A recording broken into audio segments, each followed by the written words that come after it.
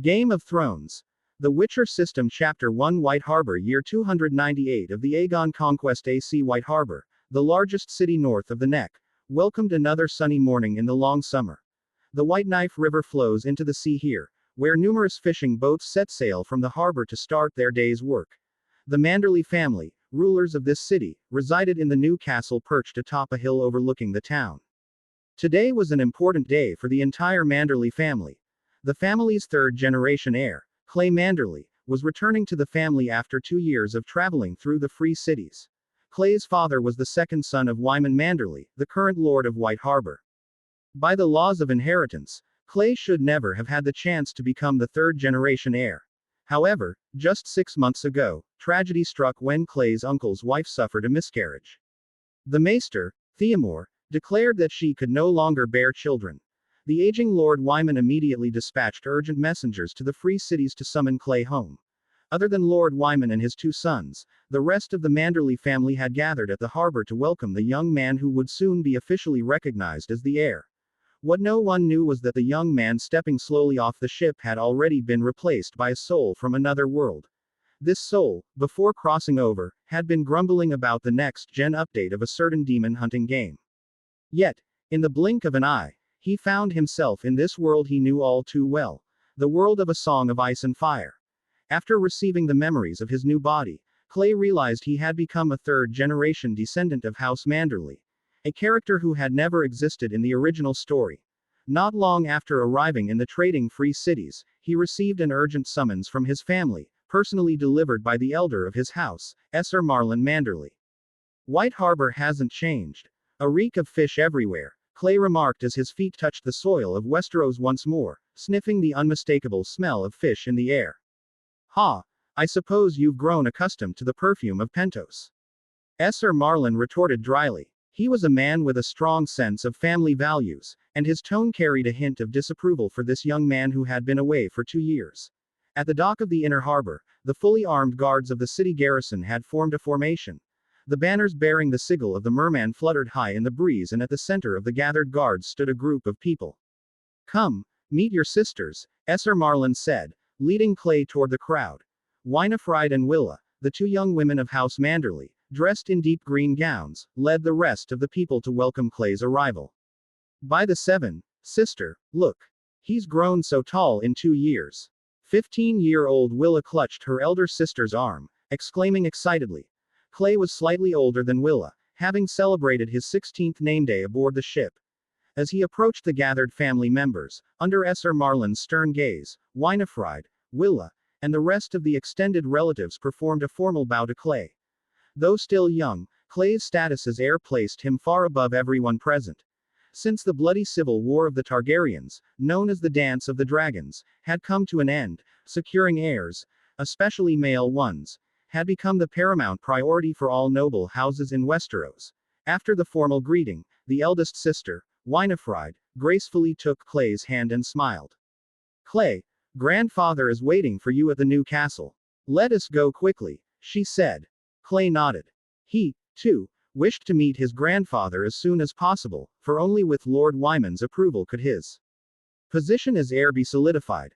Mounting his horse, Clay and the others rode through the Fishfoots Yard Square and went up the castle stairs. A majestic white stone fortress, once again before his eyes, emerged from Clay's memories. This enormous fortress, which ranks among the top 3 in the north, was the seat of House Manderly. It was known as the New Castle to distinguish it from the old castle at the foot of the hill. Guided by his 2 sisters, Clay entered the Manderly family's great hall, which symbolized the very heart of White Harbor's power. This hall bore an even more illustrious name, Merman's Court. Although Clay had visited this place many times in his memory, he couldn't help but marvel at the profound financial strength of his family as he set foot here again. The grand hall, resembling a palace, featured a ceiling and floor meticulously crafted from thick wooden planks. These precious woods had been carved into intricate and diverse marine life patterns by the finest craftsmen of White Harbor. At the center of the room, a towering platform held a massive padded throne, symbolizing the absolute authority of the Manderly family. Clay couldn't help but compare it in his mind. This hall was undoubtedly more luxurious than the Stark family's Winterfell hall, and although it still fell short of the Red Keep's throne room, For the status of a mere lord, it was truly one of a kind. Sitting on the throne was a tall and robust old man, his silver hair particularly striking under the candlelight. Clay knew at once that this was his grandfather, Lord Wyman Manderly, the Lord of White Harbor.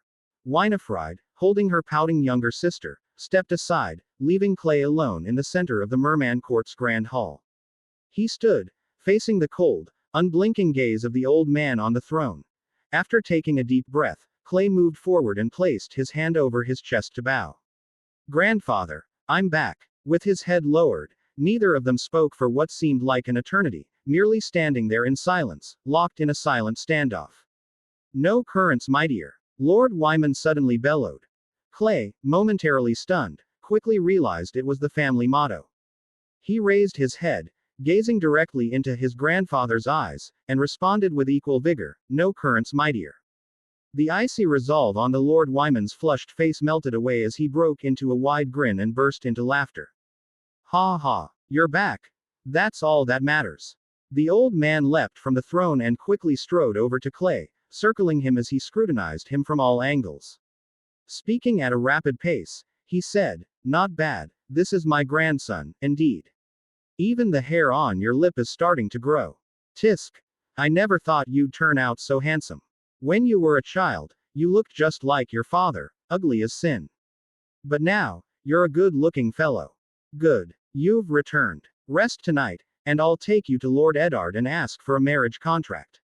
Clay sighed, feeling a mix of resignation and awkwardness, as Willa let out a soft chuckle from the side.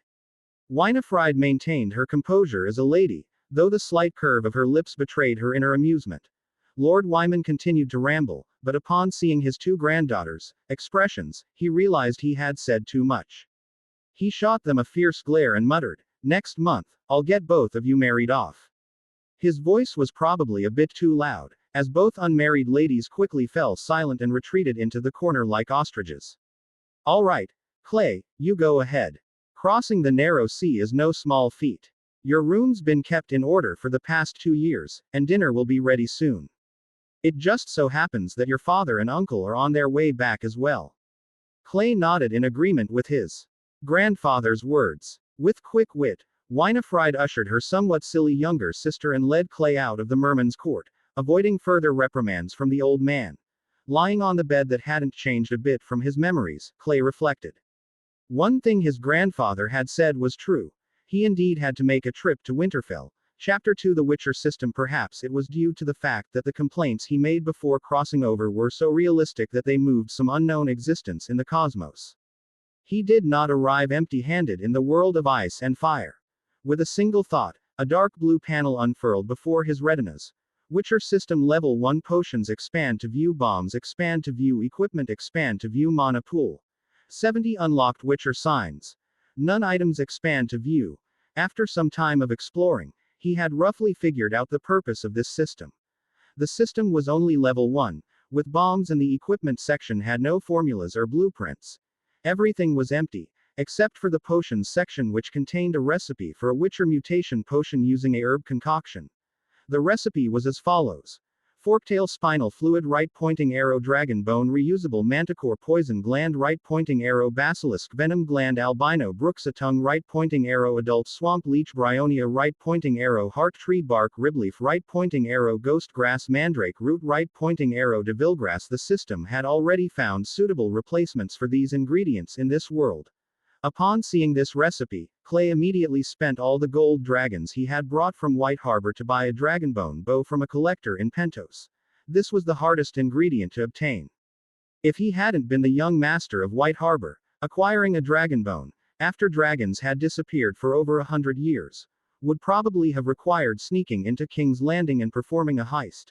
By now, he had already gathered all the other ingredients, except for the heart tree weirwood tree bark, which could theoretically only be found in the Wolfswood to the northwest of the north. Merely having the materials was not enough. In the Witcher world, a mutation required the assistance of a mage. Without magic to stabilize the body during the mutation process, it would be a death sentence. In this world, Clay had visited all the trading-free cities, yet he couldn't find a way to increase the 70 points of magic stored in the system. He had also been to the Red Temple, but most of its priests were nothing more than charlatans, merely performing fire-breathing tricks. He was well aware that when the stars bled and the glass candles of the citadel burned once again, the magic of the entire world would be restored. However, he couldn't afford to wait that long. This time, as he traveled north, the largest weirwood in House Stark's Godswood was another target of his. According to the system's notes, only when the magic pool reached 100 would there be an 80% success rate for the mutation. Higher magic storage would gradually increase the success rate of avoiding negative side effects during the mutation process. Clay did not want his little brother to be useless, nor did he wish to end up paralyzed. P.S. Tears of joy, he thought for a long time. According to the original timeline, the unfortunate hand of the king would soon die from poisoning, followed by the southern march of the Starks. Once Robert died, the kingdom would plunge into a bloody war.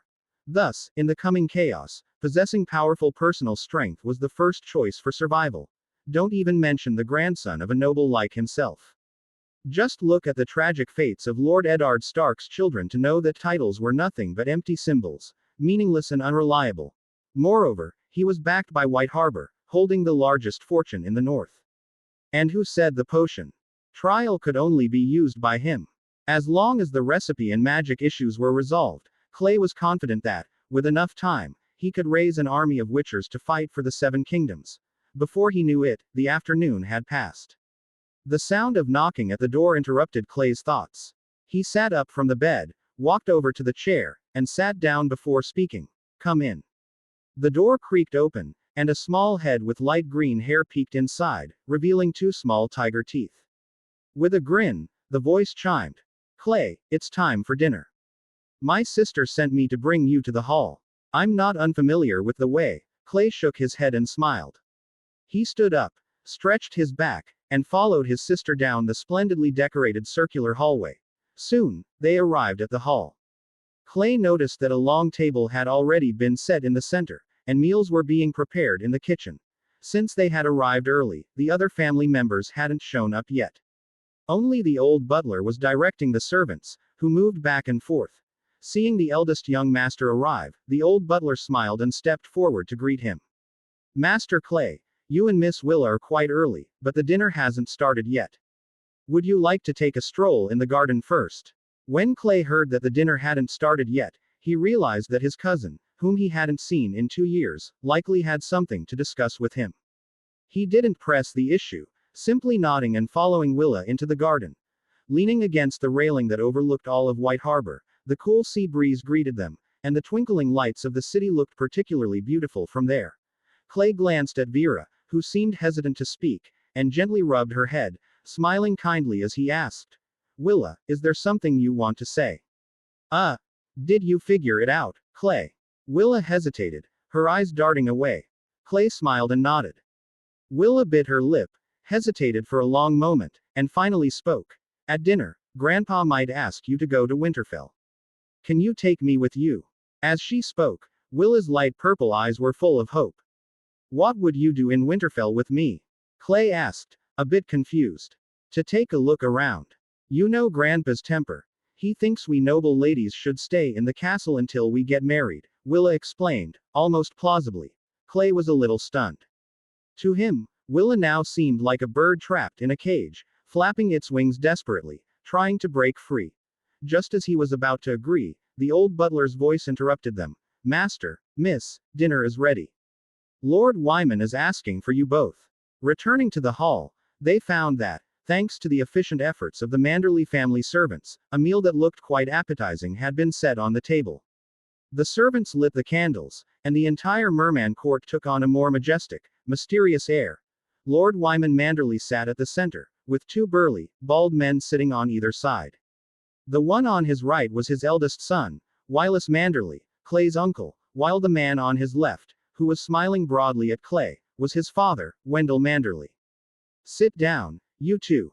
After you and your son eat, there will be plenty of time to talk," Lord Wyman Manderly said, his face glowing in the candlelight, filled with warmth. Clay and Willa sat together, and as soon as Lord Wyman took the first bite of bread, everyone began focusing on their food. "Clay, in the next couple of days, prepare yourself. Take my personal letter and go to Winterfell to pay a visit to Lord Eddard Stark," Lord Wyman suddenly said. Clay thought for a moment and understood Lord Wyman's intention. The old man was using his presence to extinguish the flames of ambition in those who coveted White Harbor. As long as Clay met Lord Eddard Stark, no one, after his uncle's passing, would have the right to inherit the title of Lord of White Harbor before him. All right, Grandpa, Clay quickly replied. Though the old man's motives were rooted in the stability of White Harbor, Clay knew this was the right attitude to take. Just as he finished speaking, someone stepped heavily on his foot. He gritted his teeth and glanced at Willa, who was giving him subtle, constant glances. With a bitter smile, he turned to Lord Wyman and said, Grandpa, I'd like to bring Willa with me to Winterfell. Chapter 3 Journey to Winterfell. What are you going to Winterfell for? Lord Wyman stroked his chin, which was covered in graying white whiskers, and asked his granddaughter with a puzzled look. Clay could tell by the surprised expression on Winifred's face that Willa hadn't mentioned anything to anyone before. Isn't Clay going to meet Lord Eddard? Maybe he'll even become friends with his sons. I'm just going to make friends with Miss Sansa, Willa responded confidently. She wasn't wrong, though. Her older sister, Winifred, had been taken to Winterfell several times by Lord Wyman over the past few years. According to her sister, she had become good friends with Sansa Stark, the eldest daughter of House Stark, and they even did embroidery together. Unintentionally, the speaker's words seemed to have planted a seed in Willa's mind the moment she heard Clay return. Stop causing trouble and stay put. Willa's father, Wylas, scolded his daughter while blowing on his bushy beard. This large man, who resembled a bear, seemed completely unsure of how to communicate with his daughter.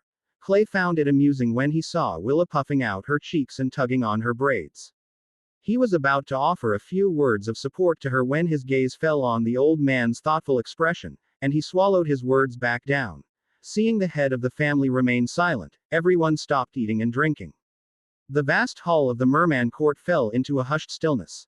To everyone's surprise, after a moment of thought, Lord Wyman, who was usually very opposed to girls running off on their own, actually agreed. All right, Clay, take her with you and keep an eye on her. Clay was taken aback. Although surprised, he quickly nodded to avoid another painful kick to his foot. He couldn't quite grasp Lord Wyman's intentions were. In such a large noble house, where one appeared and with whom they appeared was always of great significance, especially for women. It often signaled potential marriage alliances between noble families. Lord Wyman had been head of the family for decades, and his thoughts were impossible to predict. However, one thing was clear to everyone. The sisters, Willa and Winifred, who had already started their monthly cycles, would never marry someone beneath the Manderly family's status. Was the old man trying to have Willa present herself more in front of Robb Stark? If that was the case, he must have had the same intention when he took Winifred to Winterfell years ago. Was he still holding on to that hope? Clay wasn't sure, but it wasn't something he needed to worry about for now. 2 days later, by the White Knife River. Take this wine and give it to the master at arms in Winterfell, Sir Roderick. Tell him it's to settle my gambling debt. Wendell Manderly waved his hand and patted his son's back as he gave instructions about the people he knew in Winterfell. Clay, along with Willa and 10 brightly armored guards, then made their way north along the White Knife River. If all went smoothly, they would reach Moat Cailin in half a month, then travel along the King's Road. With fast horses, they'd reach Winterfell in just half a day's ride. The river flowed gently, its waters shimmering like a silver ribbon under the morning sun. The vast, green plains of the north still had its charm in the midsummer, offering much to see and appreciate. Behind Clay, on the snow-white horse, Willa, having left the castle, was shouting excitedly, completely different from her older sister Winifred's graceful demeanor. Sit steady, don't fall off your horse, Clay reminded her. Oh, I know. Stop nagging like Granny, Willa replied nonchalantly, her laughter ringing like a silver bell across the empty riverside. Clay smiled and decided not to bother with her. His attention shifted to the family guards, who protected them at the center. These heavily armored soldiers, bearing the Manderly family's merman crest on their shields, were the Manderly family's heavy cavalry. Though most soldiers in the north wore chainmail due to the region's limited economic means, making full-plate armor expensive, the Manderly family, with their wealth from owning the 5th largest city in Westeros, didn't face such constraints. As far as Clay knew, The family's armory could equip more than 1,500 knights with full plate armor at a moment's notice. When Clay first learned this, he couldn't understand why such a powerful force had remained hidden during the War of the Five Kings. Why had Lord Wyman allowed one of his two sons to be imprisoned and the other to die with Robb Stark at the Red Wedding? Even when Jon Snow led the assault on Winterfell, this force had remained inactive. What was he planning? It's worth noting that if this force had joined the battle when Tywin Lannister was bogged down by Robb Stark in the Riverlands, the 1,500 cavalry from the north could have swiftly maneuvered south, striking directly at King's Landing. The war might have ended right there, sparing them from all the subsequent troubles. Clay realized that, including his own family, these great noble houses with legacies spanning hundreds or even thousands of years in Westeros surely had far more secrets hidden beneath the surface than he could ever imagine. He couldn't make rash decisions based solely on his impressions. One thing Willa hadn't been wrong about at the banquet was that Clay indeed wanted to meet with Eddard Stark and his family during this trip to Winterfell. As the third-generation heir of the Manderly family, Clay was inevitably bound to take part in the North's affairs. The harshness of the North and the Stark family's devotion to the old gods had forged the Starks into a resilient and steadfast people. However, it was clear that they lacked sufficient political awareness. Just look at the series of absurd decisions that Eddard and Robb Stark made later on. It was evident that they bore an undeniable responsibility for the ruin of the North's favorable position. That said, while they were poor politicians, they were still competent leaders. At least Clay would prefer them over those twisted, skin-peeling maniacs from the Dreadfort ruling the North. It wasn't something that required urgency, but with Willa wandering around, what was supposed to be a 15-day journey stretched into a full 20 days. On the evening of the 20th day, they finally saw the gray-black fortress standing on the horizon, bathed in the golden light of the sunset. From afar, the sound of a horn rang through the air. Accompanied by the thunder of hooves, 3 warhorses bearing knights clad in full chainmail armor, led by a flag bearing the direwolf banner fluttering in the wind, rode up in front of everyone. The lead knight recognized the Manderly family's merman flag from a distance and showed no sign of hostility. He called out loudly, "Friends from White Harbor, welcome to Winterfell." This was essentially an inquiry into what Clay and his group were here for, as it was the responsibility of the Stark family's scouts. The knight was quite perceptive, quickly discerning the 2 figures protected in the center, dressed in fine clothing, Clay and Willa. His earlier greeting had clearly been directed toward them. Clay knew it was his turn to speak, so he nudged his horse forward, and his guards naturally made way for him. "I am Clay Manderly, here to meet with Lord Stark, the Warden of the North." Though the Manderly family didn't have a young man by this name, no one in the North would dare misuse the Manderly family banner. The knight nodded, gave his horse a nudge, and said, "Lord Stark is inside the castle. I will take you to him. Follow me." Following the direwolf banner, Winterfell gradually drew closer. Just as the last rays of the setting sun faded, Clay and his group passed through the great gates of Winterfell. Chapter 4 Dance with Wolves. Winterfell isn't actually a city. In the strictest sense, it was merely a military fortress of House Stark. It covers an area of several acres and is surrounded by 2 massive and thick walls. Clay followed the Stark family's guards through the eastern gate, which was about to close, and entered the capital of the North.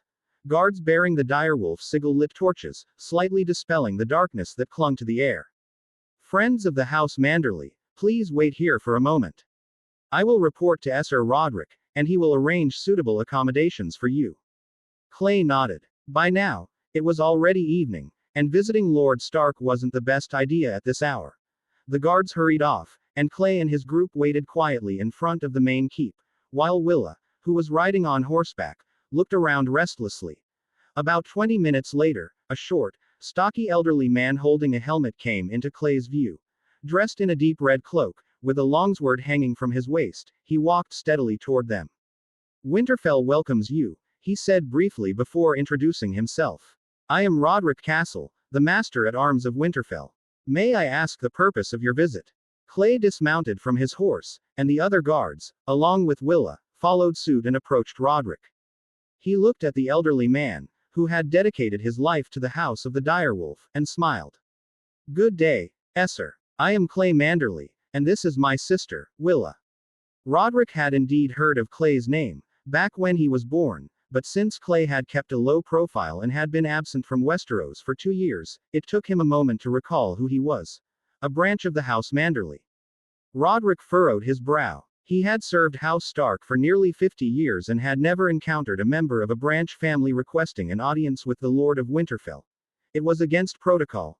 However, every member of House Stark understood that, when the snows fall and the white winds blow, the lone wolf dies, but the pack survives. House Stark had no reason to refuse or drive away this strange Manderly youth before them. "You'll have to wait until tomorrow to meet the Lord," Roderick said briefly. "For tonight, you will stay in Winterfell. I'll report to the Lord tomorrow." The night had already fallen, and Roderick had no interest in further conversation, so he kept it brief. As guests, Clay naturally had no objections. The Stark family guards took care of their horses and arranged accommodations for the accompanying guards. Holding Willa's hand, as she seemed a little uneasy in the dark, Clay followed the not-so-tall Roderick into the keep.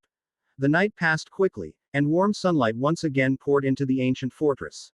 Clay, who had risen early, was practicing the beginner-level Wolf School swordsmanship, a basic technique granted by his level 1 Witcher system. He awkwardly wielded a finely crafted hand and a half-sword, his movements unrefined yet deliberate. Despite the difficulty, he paid meticulous attention to every strike and step. "Are you practicing swordsmanship too?" A youthful voice behind him cut through the sound of the sword sewing through the air, halting Clay mid-swing. Clay sheathed his sword and turned, looking toward the source of the voice. A young boy, dressed in simple clothes, stood at the entrance of the small courtyard where Clay and his group were staying. He had dark brown hair, a thin frame, and a dull gray short sword hanging at his waist. Seeing Clay pause, the boy walked over and extended his hand with a gesture that felt surprisingly mature for his age. "My name is John. Pleased to meet you," he said, his voice carrying a faint note of shyness. Strangely, the boy didn't offer his family name, but Clay had already guessed who he was. "Clay," he replied simply. The two shook hands, neither mentioning their surnames. The boy before him was likely Jon Snow, the future king in the north, a boy who carried the blood of both the direwolf and the dragon. Clay understood why Jon refrained from mentioning his family name. Being branded a bastard with the name Snow was a wound that the boy bore deeply, a source of quiet resentment. "You're from House Manderly?" Jon asked hesitantly, his gaze lingering on the merman banner planted in the yard. Because he wasn't favored by Lady Catelyn, Jon had never received a proper education in heraldry and knew little about the intricate relationships between noble houses. When Clay nodded in confirmation, a flicker of sadness crossed Jon's face.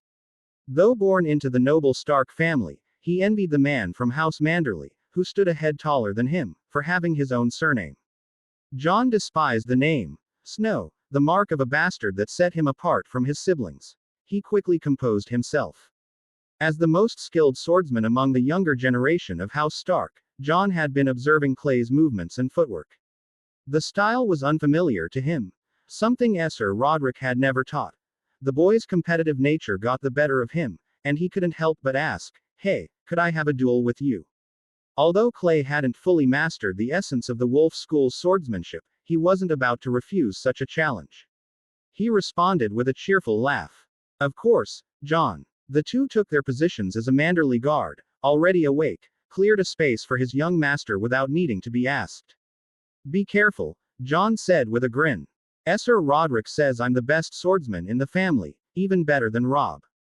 The pure-hearted boy spoke with pride, seemingly unaware that his words had already betrayed his identity. After all, which lord in the north didn't know the name of the heir to House Stark? The two faced off, their focus narrowing as the early morning air hummed with anticipation. Unbeknownst to them, a crowd had begun to gather. Guards from both House Stark and House Manderly stood nearby, drawn by the promise of a match. Among them was Sir Roderick, standing behind a middle-aged man who observed the duel with keen interest. As they circled the field, Jon quickly realized that Clay's measured steps kept him on the defensive, never allowing a comfortable opening to strike. Frustrated, Jon made a split-second decision. Letting out a shout, he charged forward, swinging his sword with all his might. Clang! Clay's blade barely intercepted the attack aimed at his waist. The sheer force of the strike caught him off guard, and his heavier hand and a half-sword made countering swiftly a challenge. Seeing his attack blocked, Jon didn't hesitate. He withdrew his sword in a fluid motion, preparing for another strike. But before he could act, Clay recovered, executing an upward slash that forced Jon to raise his sword in defense.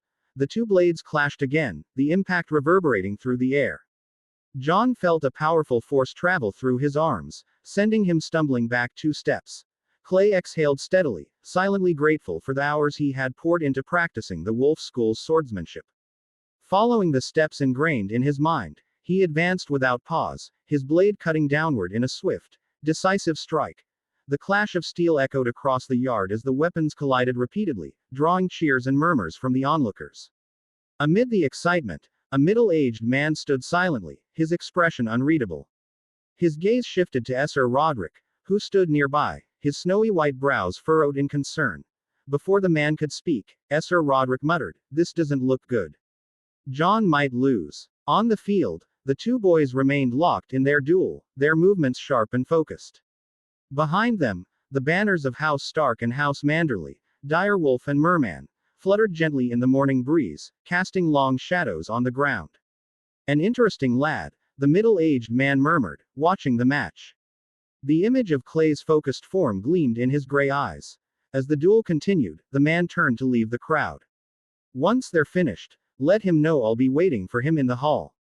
"Yes, my lord," came the swift reply. Chapter 5 Eddard Stark. The sparring match between Clay and Jon was still ongoing, but as Esser Roderick, an expert swordsman, had remarked, the situation was gradually turning against Jon. Jon's shorter weapon afforded him speed and precision, yet it also highlighted his most glaring weakness, his lack of strength. Though Clay occasionally found himself in precarious positions, he always managed to recover quickly, stabilizing the fight. On the other hand, Jon's stamina was steadily wearing thin. Each slash or thrust from Clay forced Jon to either dodge or exert considerable effort to parry. It became increasingly clear that Clay's superior strength gave him a decisive edge. In a particularly intense exchange, their weapons clashed fiercely before both combatants withdrew a short distance to catch their breath. Jon glanced down at his short sword, regret flickering in his eyes as he noticed several small nicks along the blade. As a bastard, Jon's resources were limited. Even crafting this short sword had required months of scrimping and saving, a burden he couldn't easily shoulder again. Clay, holding his sword across his chest, breathed heavily and wiped the sweat from his forehead. His sharp gaze caught the slight trembling in Jon's sword hand and the involuntary twitch of his fingers. "He's out of strength," Clay thought to himself. Leaning forward, Clay shifted his weight and prepared to charge, his blade raised for a decisive downward strike. But before the blow could land, another sword, far superior in craftsmanship to Jon's, intercepted his attack mid-swing, creating a barrier between the two. A calm, youthful voice broke the tension. "You've won, friend from White Harbor." Recognizing the intervention, Clay lowered his sword and stepped back. Pressing the fight further and defeating the Lord's son on his own ground would be unwise, though he doubted the honorable Starks were the type to harbor grudges. "Rob, you didn't need to do that. I could have beaten him," Jon protested, frustration flashing in his gray eyes as he turned to his brother. Clay's brow arched slightly in surprise. So this tall, lean young man with sharp features and brown hair was Robb Stark. "Enough, Jon. Go change out of those filthy clothes before Mother scolds you again," the heir of House Stark said with a smile, giving his brother a friendly pat on the shoulder. Reluctant but pragmatic. Jon knew his physical state well and wasn't one to shy away from admitting defeat. He gave a brief nod to Clay before leaving with one of the guards. As the match ended, the onlookers murmured in disappointment but soon dispersed into small groups. The only ones remaining in the courtyard were the guards from both families, Robb, Clay, and the approaching Esser Roderick.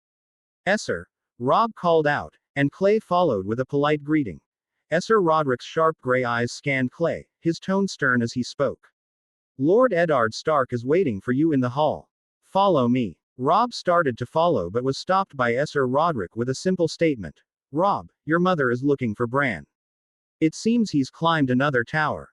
I suggest you help her." Robb sighed, offering a wry smile. He gave Clay an apologetic glance, then donned his wolfskin cloak and hurried off. Esser Roderick led Clay through the keep toward the Great Hall of Winterfell. The hall was likely the largest building in Winterfell, second only to the main keep where the Stark family resided. It was vast enough to accommodate 8 long tables and could easily hold 500 people. At the high table, Clay spotted a plain-looking middle-aged man. Though unremarkable in appearance, Clay knew this was one of the 7 most powerful men in the realm. Eddard Stark, the Warden of the North and Lord of Winterfell. Before Ser Roderick could introduce him, Clay stepped forward, placed a hand over his chest, and bowed. "Lord Stark," he said. Eddard waved his hand dismissively, and Ser Roderick bowed before stepping aside, leaving Clay and Lord Stark alone on the empty high platform. Eddard studied the young man who had just bested Jon in the training yard. With his towering height and broad shoulders, Clay clearly embodied the traditional traits of House Manderly. After a moment of silence, Eddard asked gently, "Which of the men of White Harbor is your father?" He didn't ask Clay's name first. "Wendell Manderly, my lord," Clay replied. "Wendell? You're Wendell's son." Eddard's brow furrowed in recognition. As the Warden of the North, he was well acquainted with his vassals and quickly recalled Wendell's identity. Realizing Clay's lineage, he understood that this was the 3rd-generation heir of House Manderly. Ser Roderick, standing nearby, also looked surprised.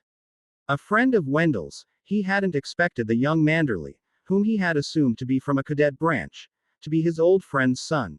Clay retrieved a letter sealed with the sigil of Wyman Manderly from his cloak and placed it on the table before Lord Stark. Eddard, curious, picked up the letter. Recognizing the distinctive sigil of Lord Wyman Manderly, he felt a flicker of trust in Clay's identity. After reading the letter, Eddard understood Lord Wyman's request. The letter sought his assistance in notifying the northern lords of Clay's status and vouching for him. It was common for vassals to seek their liege lord's support in matters of inheritance. But given that this involved the successor to House Manderly, the most powerful bannerman of the North, Eddard's strong sense of honor urged him to handle the matter with the utmost care. "Clay Manderly, I'll need you to remain in Winterfell for a few days while I send ravens to White Harbor to confirm your identity." It seemed Lord Wyman had already mentioned his name in the letter. Does it have to be this complicated?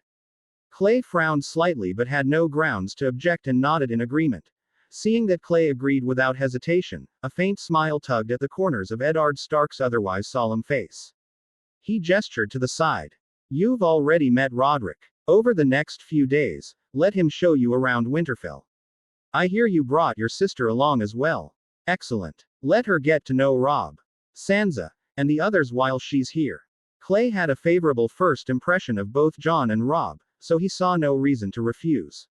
With his conversation with the Warden of the North at an end, he gave a respectful bow and followed Roderick out of the hall. As soon as they exited, Roderick spoke up. "When Wendell visited Winterfell, he'd go on and on about you. But now that I see you, it's clear you've inherited your mother's looks. That build of yours, though, is all Manderly." Clay glanced at the aging knight, thinking his father hadn't exaggerated. Roderick and his father clearly shared a close bond. Suddenly, he remembered something his father had told him before he left White Harbor. "Sir, before I set out, my father asked me to deliver a bottle of wine. He said it was to settle an old gambling debt he owed you." Roderick paused, clearly startled, before bursting into hearty laughter. Any lingering doubts he might have had about Clay's identity vanished.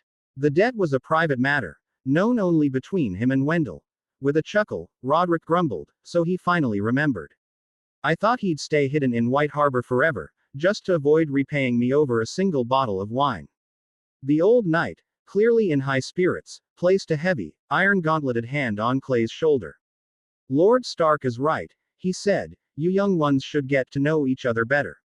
Come, grab some breakfast first, then bring your sister to the training yard and meet us there." As Winterfell's master at arms, Roderick was responsible for training the Stark children, and Jon's swordsmanship had been honed under his guidance. Clay smiled and headed back to his quarters. It was time to wake his younger sister, Willa, who had a tendency to sleep in. Chapter 6 Honor cannot be tarnished. Hard to imagine. Who taught you swordsmanship? This isn't your father's style of wielding a sword. Under the blazing sun in the training yard, Clay, drenched in sweat, finished a set of basic sword techniques from the Wolf School at his fastest speed.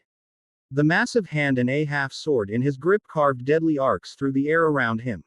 Ser Roderick, stroking his graying beard, couldn't help but marvel aloud. As a seasoned swordsman with decades of experience, Roderick could tell that if Clay combined this set of techniques with greater strength and speed, its effectiveness in close combat would far surpass his own swordsmanship. This realization puzzled him. As far as he knew, the Manderly family's sword techniques, passed down in White Harbor, shared a lineage with those of Winterfell. When Wendell sparred with him, his advantage came solely from his sheer size and brute strength, but his swordsmanship was, in truth, far cruder than Roderick's. Essos is a land of filth and corruption, Sir Roderick, but even you must admit that, at times, treasures can be unearthed from a pile of garbage. Clay sidestepped the question, attributing the origins of his swordplay to his travels in Essos. For the traditional minor nobles of Westeros, the name Essos conjured up only a few images. The Iron Bank, the free cities, slavery, the Dothraki hordes, and the ruins of Valyria. Except for the materialistic free cities, none of these associations aligned with the ideals of knightly honor or chivalry cherished by Westerosi nobility. Instead, they represented barbarism and violence. As a result, aside from a few noble families engaged in trade with the free cities, most had little interest in that distant, foreign land. Robb, has Maester Luwin received any news from White Harbor? Clay asked, turning to Robb, who was teaching his younger brother Bran how to shoot a bow. Maybe. A raven arrived at Winterfell this morning. My father didn't look pleased, so I didn't dare ask, Robb replied, lowering his voice as he walked away, leaving behind a disgruntled Bran. This was Clay's third day in Winterfell. Given the speed of ravens, today was likely the day White Harbor's reply would arrive. Clay was confident his father wouldn't delay. Over the past 3 days, Clay had grown familiar with the Stark siblings. Bran and Rickon, being younger, were still a bit shy, but his sister Willa had quickly bonded with the Stark girls. The 3 young women often huddled together, whispering secrets and giggling, much to the annoyance of the stern septas. For Clay, this trip to Winterfell was not merely about proving his identity to the North but, more importantly, to gain access to the Stark family's godswood and, ultimately, the largest weirwood tree in the north. Unlike most Northerners, who worshipped the old gods out of tradition, Clay understood that weirwoods held immense magical power. His mana pool, desperately in need of replenishment, yearned for the energy the great tree could provide. As for the final ingredient for his herbal concoction, heart tree bark, Clay wasn't overly concerned. With an opportunity to leave the castle, he could easily find heart trees in the vast wolfswood. If that failed, the castle's storerooms likely had some, though its age might reduce its potency. As the group conversed, a Winterfell guard bearing the direwolf sigil entered the yard and whispered something to Sir Roderick. Robb and Clay, Lord Eddard requests your presence in the study at the Great Keep, Sir Roderick announced, cutting their discussion short. Clay and Robb exchanged a glance and nodded. Since Clay had never been to the main keep, he let Robb take the lead. When they arrived at the Solar, Eddard Stark stood silently by the fireplace. You're here, Lord Stark said evenly. His tone was calm, but his expression carried the unmistakable chill of the north. His face frozen with a sternness that not even the warmth of the summer sun could melt. Eddard Stark turned to Clay first. Clay Manderly, Lord Wyman's letter confirming your identity has arrived. I have already instructed Maester Luwin to inform all the north of this. Clay felt a subtle sense of relief. At least with the Manderly family officially backing him, he would have a place to settle during these turbulent times. Yet something about Lord Stark's demeanor troubled him. This letter alone shouldn't have been enough to sour his mood. Right now, it seemed as if even a hot coal tossed into the room would freeze under his icy expression. Now, Clay, return and gather your guards. Robb, fetch Bran and the others. We are leaving the castle. There is an oathbreaker who must face judgment. On the way back, Robb frowned deeply, clearly at a loss, while Clay, trailing behind him, wore an equally stiff expression. Clay's mind raced. If his suspicions were correct, this so-called oathbreaker was none other than the survivor of the White Walker ambush. Having lived through so much already, Clay finally felt he had carved out his place in the year 298 after Aegon's conquest. From a mere observer, Clay was now to become a witness. A strange, inexplicable thrill coursed through his body. Splitting off from Robb, he issued a clear command. All White Harbor soldiers were to assemble within half an hour. The captain of the guard, ever diligent, faithfully carried out Clay's orders. With kicks and shouts, he managed to rouse the White Harbor guards from the lethargy they had slipped into during their stay at Winterfell, forming them back into a sharp, disciplined unit. Exactly half an hour later, the combined cavalry forces of both houses thundered out of Winterfell's northern gate, the rhythmic pounding of hooves echoing in the crisp northern air. Their destination was an abandoned manor outside Winterfell, a Stark-owned property that served as an execution ground for upholding the laws of the realm. It was here that the captured prisoner awaited his fate. Over 50 riders came to a halt at the manor's entrance. The banners of the direwolf and the merman flew high, whipping in the cold northern wind. Bran, witnessing an execution for the first time, clung to Jon Snow's cloak, trembling. His wide, frightened eyes peeked out briefly before he buried his face again, too terrified to watch. The prisoner, who had fled from beyond the wall to this place, was a pitiful sight. His frostbitten hands trembled, and the tattered black uniform of the Night's Watch barely clung to his frame, exposing the bruised and discolored skin beneath. Clay now understood why Lord Eddard's expression had been so cold and unyielding. A man like Eddard Stark, who revered honor above all else, would hold nothing but disdain for an oathbreaker. In the southern realms, a noble deserter might buy their life if their family had sufficient wealth. But here in the north, there was only one outcome: death by the sword. Clay also recognized the purpose behind his presence. As Warden of the North, Eddard sought to instill in the younger generation, including Clay, the heir of White Harbor, a deep understanding of the weight of law and the sacredness of honor. The prisoner, trembling and pale, was forced down onto the hardwood block. Clay could see his terror. It was not only the fear of death but also a profound dread, born of whatever unseen horror had unfolded in the haunted forest. Those memories clung to him, evident in his sunken eyes and quivering lips. Lord Eddard dismounted his horse with measured steps. The Stark family's ancestral sword, ice, forged of Valyrian steel and heavy with the weight of countless executions, gleamed in the cold northern light. A young man Clay had rarely seen before, Theon Greyjoy, stepped forward to present the greatsword, his expression neutral but betraying a hint of unease. Eddard removed his gloves and gripped the dark Valyrian steel greatsword with both hands. His voice, steady and loud, carried an unmistakable weight as it rang out. In the name of Robert of House Baratheon, first of his name, King of the Andals, the Rhoynar, and the First Men, Lord of the Seven Kingdoms and Protector of the Realm, I, Eddard Stark, Lord of Winterfell and Warden of the North, sentence you to death. With a single stroke, the sword descended. The prisoner's head rolled to the ground, and the scent of blood spread across the grassy field of the execution site. Chapter 7: Death and Rebirth. There was no struggle. Death came clean and swift. This was the truest face of the world. Violence served as the thread holding society's order together. Therefore, killing should hardly surprise anyone. Perhaps only the purest hearts can feel fear. The horses nearby neighed and reared up, but their skilled riders quickly calmed them. Let's go, Lord Eddard muttered heavily. Though the law of the realm had been carried out, it was clearly not something that brought him any joy. In silence, the group turned their horses and began retracing the path back to Winterfell. Clay overheard Lord Eddard speaking softly to his youngest son, Bran, who had just witnessed his first execution. In that moment, Eddard Stark set aside the stern mask of the Warden of the North and took on the role of a kind and patient father instead. Meanwhile, Clay had instructed his captain of the guard, a man fiercely loyal to House Manderly, to take 2 guardsmen into the Wolfswood and retrieve the tender bark of a heart tree. Though the captain didn't understand the young lord's intentions, he carried out the order without hesitation. By the time Eddard gave the command to return, the 3 riders had already left the main group, vanishing into the vast expanse of the Wolfswood. The horses' hooves moved forward at a slow, deliberate pace, reflecting their riders' subdued mood. Clay felt a restless unease growing within him. He knew this was the year 298 AC, yet he hadn't expected the execution of the Night's Watch deserter to happen so soon. The realization left him with a disquieting sense of urgency. Originally, his plan for this journey to Winterfell had been to explore the connection between the Heart Trees, the Northerners, revered weirwoods, and the old gods, worshipped across the lands north of the Neck for millennia. At the Godswood in White Harbor, he had encountered a young, stunted heart tree. When Clay touched its bark, he felt a faint trace of power flow into his body, causing his mana pool to swell slightly.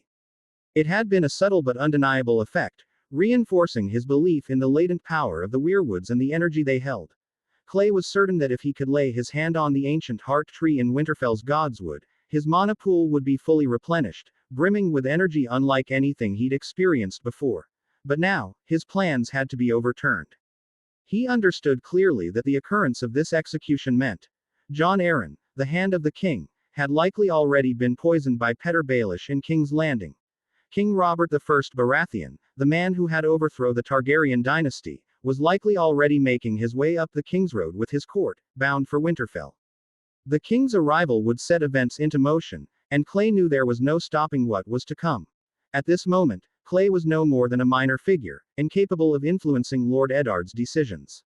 Once the Starks of Winterfell began their journey south, the unprepared stag and the direwolf would have their throats torn out by the cunning lion. The War of the Five Kings would soon ignite, and chaos would sweep across Westeros like a wildfire. For the Northerners, honor came above all else. Robb Stark would inevitably lead the North's armies south to fight for justice, and Clay, as heir to White Harbor, would have no choice but to follow. Yet the thought of proud northern lords trapped and executed, of Robb and his kin betrayed by the Freys in an act of vile treachery, sent shivers racing down his spine. The image of the Red Wedding lingered in his mind. A massacre that would spell the end of the Stark line and the North's defiance. He was no god. Being part of this Game of Thrones meant that, more often than not, one was swept along by the tide. The time left for him to find a way to break the cycle was running out. Far ahead, Jon Snow and Robb Stark, having galloped ahead on horseback, now stood atop a low hill. They shouted back to the group, "Father! Bran! Come quickly!" Robb called, his voice filled with unrestrained excitement. Jon added, his tone equally fervent, "You need to see this." In the suffocating silence, Clay's gaze fell upon the two entwined corpses by the bridge. The enormous direwolf, its sheer size staggering, lay impaled on the stag's antlers, a grim testament to their deadly struggle. The symbolism of the scene, two mighty creatures, a wolf and a stag, locked in death, was so stark that it stole the words from the men of Winterfell. For the Northerners, who revered and feared the old gods, this bloody tableau felt like a divine warning. Unease rippled through the group, filling them with dread, all except for Clay. By the time Clay arrived, the 5 wolf pups had already been unearthed, their small, shivering forms cradled in the arms of Bran and his brothers. "This is an ill omen," someone muttered under their breath. "Death gives way to birth." Theon Greyjoy, his ever-mocking smile stretched wide, drew the sword from his waist with a casual flourish. His sharp voice broke through the tension as he turned to Bran. "Bran, those pups won't survive long anyway," he said, his tone laced with ridicule. "Toss them over to me." Clay had always disliked Theon, especially that smug face of his. Irritated and unable to hold back, Clay snapped, his words sharp and biting. "They're not your wolves. Mind your damn business." The bridge, once serene, now hung in oppressive silence. Every gaze turned toward Clay. Theon froze, his smug expression faltering as anger and embarrassment flickered across his face. In a swift motion, he aimed his gleaming blade at Clay's horse's head. Perhaps misjudging his strength, Theon's sword grazed the horse's cheek. The startled steed reared, and Clay, caught off guard, was flung to the ground. Clay tumbled awkwardly, rolling onto his feet with a half-turn before stabilizing. The sight of Theon Greyjoy's silent, mocking smirk ignited a surge of anger, and instinctively, his hand shot for the longsword that had fallen nearby. Seeing their young lord thrown from his horse, the Manderly guards instinctively reached for their sword hilts. But with Eddard Stark present, they hesitated, knowing better than to draw steel. "Say that again, Manderly brat." Theon, emboldened by the lack of intervention, grew even more arrogant.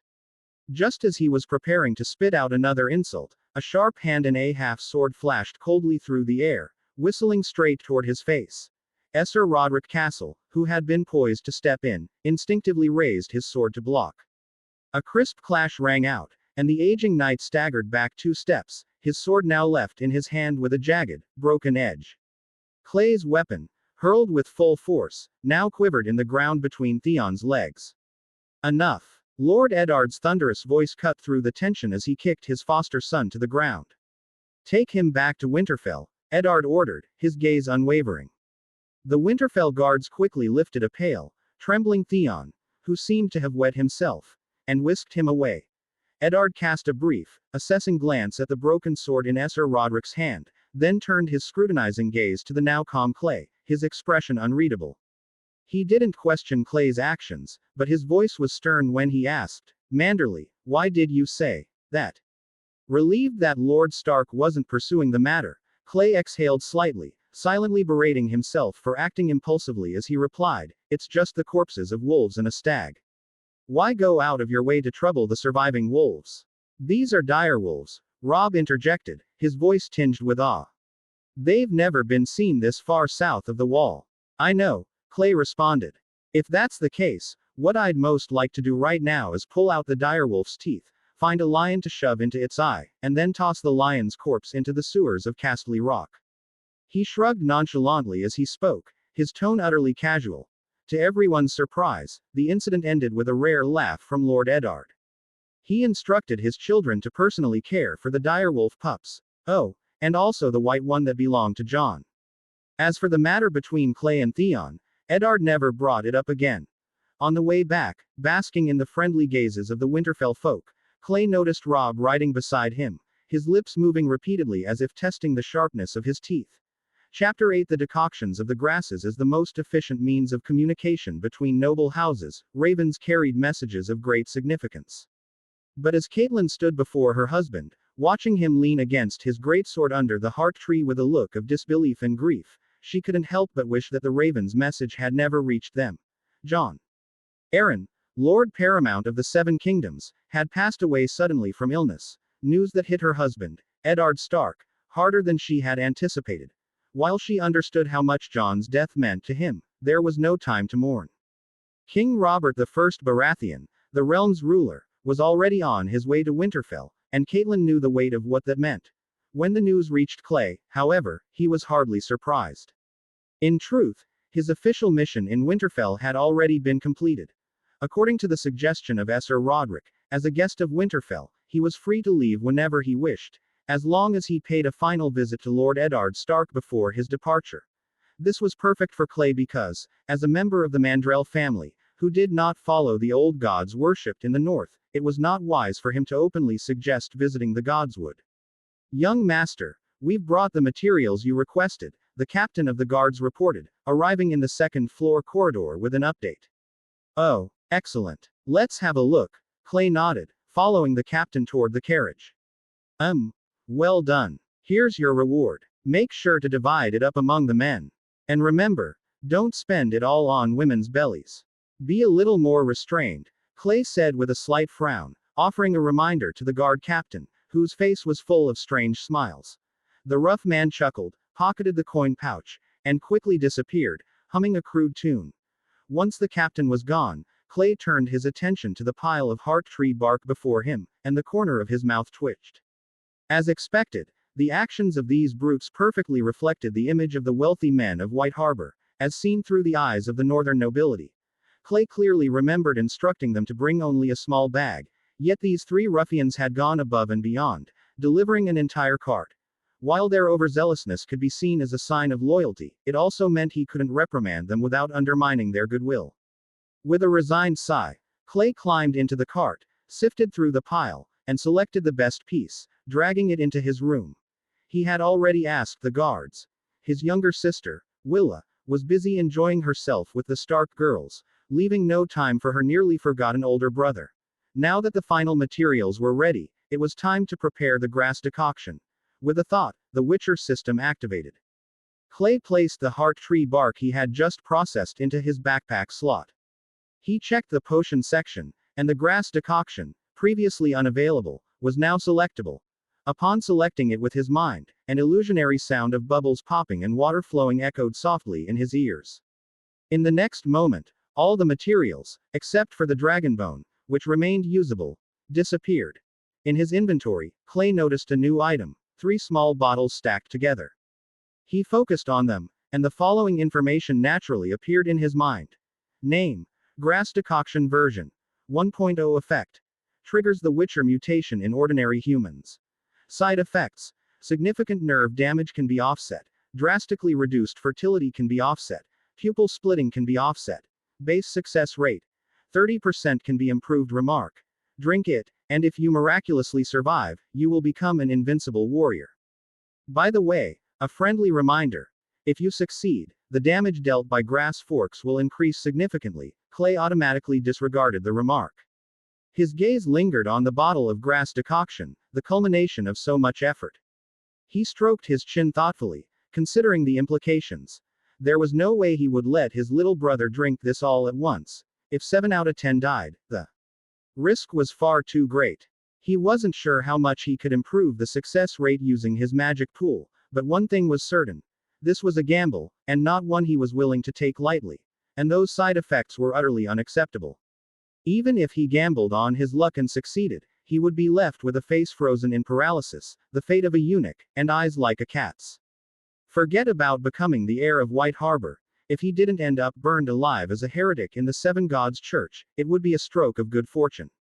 Sigh. It seems that visiting the Godswood is unavoidable, Clay muttered under his breath. He closed the system, and the heart tree bark he had dragged in earlier vanished completely. Fortunately, he had plenty in stock, so there was no risk of drawing suspicion. With his decision made, Clay sat at his desk and picked up his pen. He began writing a letter to Lord Wyman in White Harbor. In the letter, he informed the old man of the sudden death of the hand of the king and the king's impending arrival in Winterfell. He also mentioned his decision to stay in Winterfell, hoping to meet with key figures from King's Landing if the opportunity arose.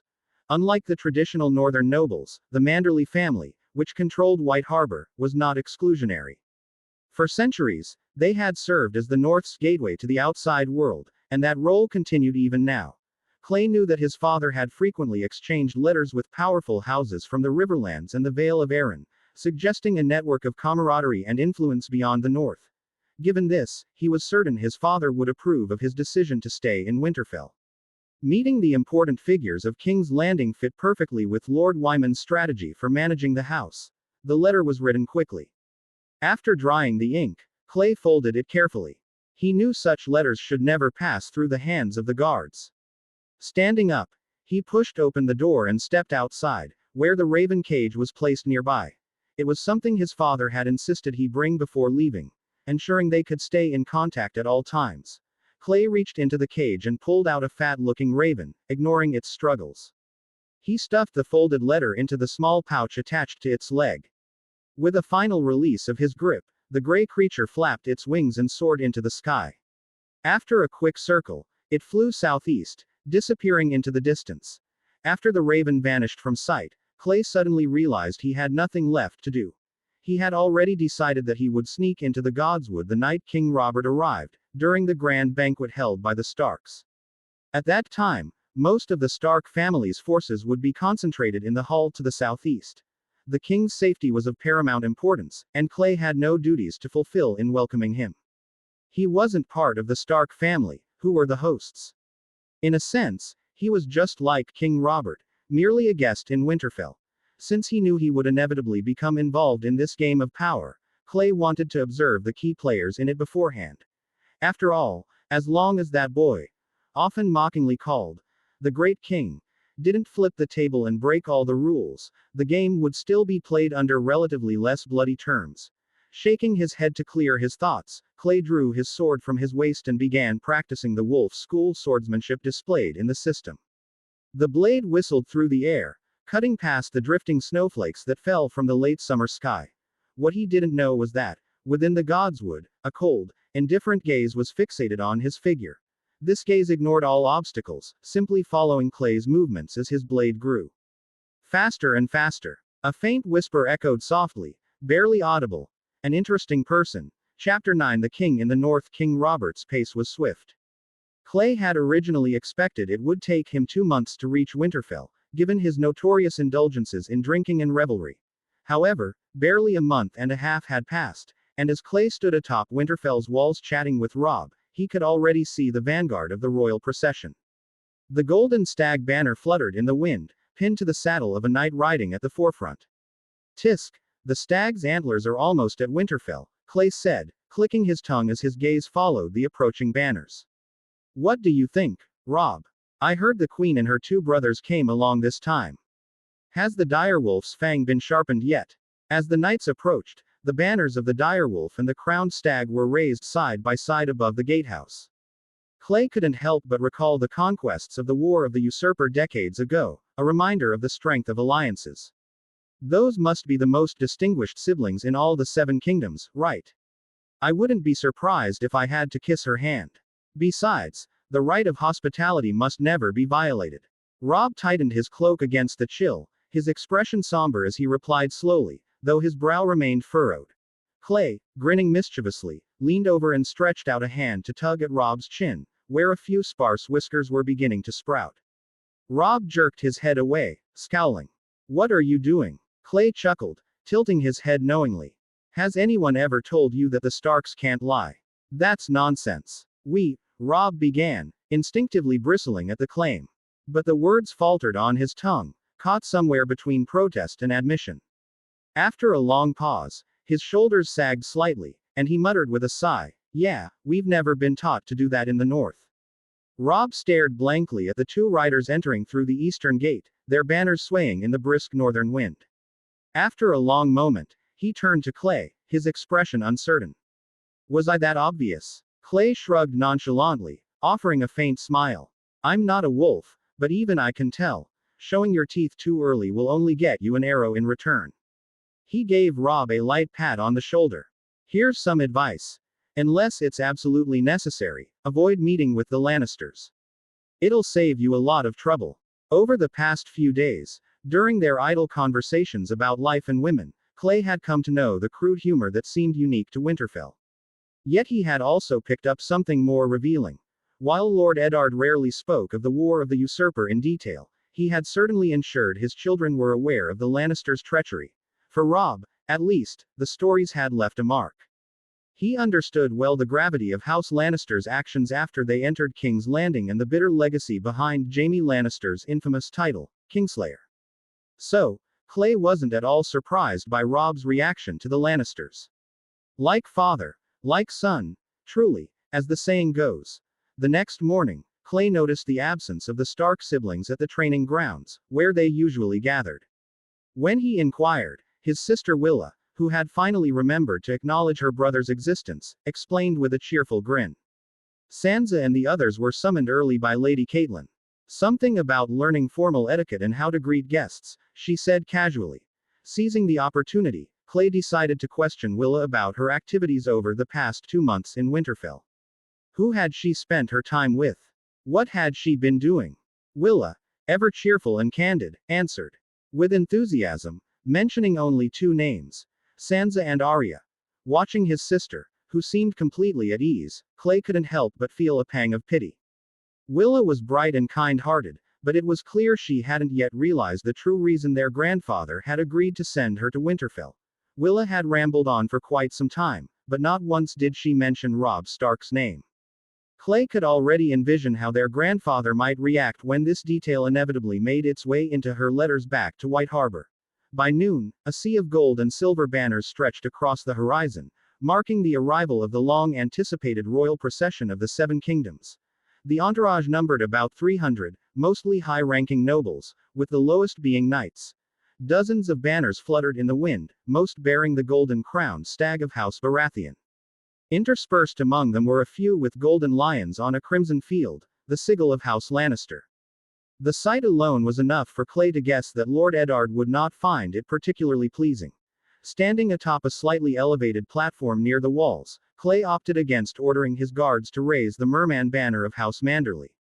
It wasn't necessary, and besides, as a guest in Winterfell, keeping a low profile seemed wiser.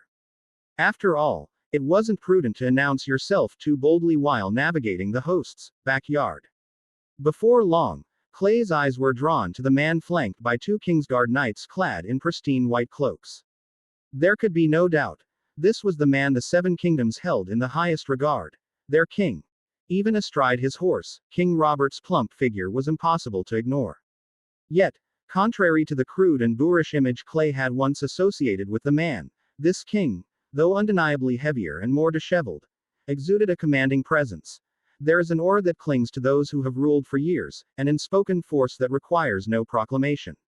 Within the procession, it was clear at a glance. No one else but him bore the weight or the right to the title of king. The crowd's gaze lingered longest on Robert, but it was quickly stolen by the radiant figure at his side. Queen Cersei, adorned in finery that sparkled under the midday sun, radiated an icy beauty that demanded attention. Her golden hair, intricately braided, framed a face sculpted to command awe, and perhaps a touch of fear.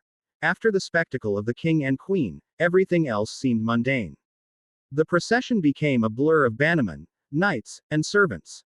Clay, for his part, found no amusement in the long, drawn-out formalities that accompanied such displays of nobility, despite being a young scion of a noble house with impeccable lineage.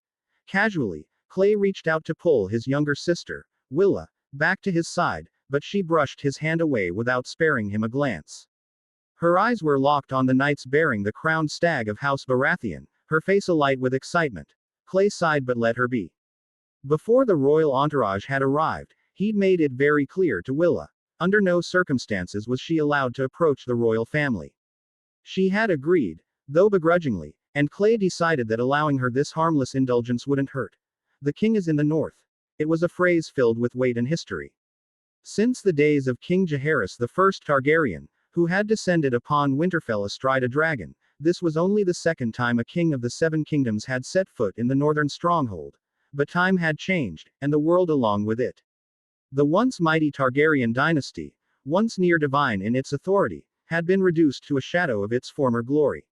On the surface, only 2 survivors remained across the narrow sea, while the rest had turned to dust and bones, scattered and forgotten.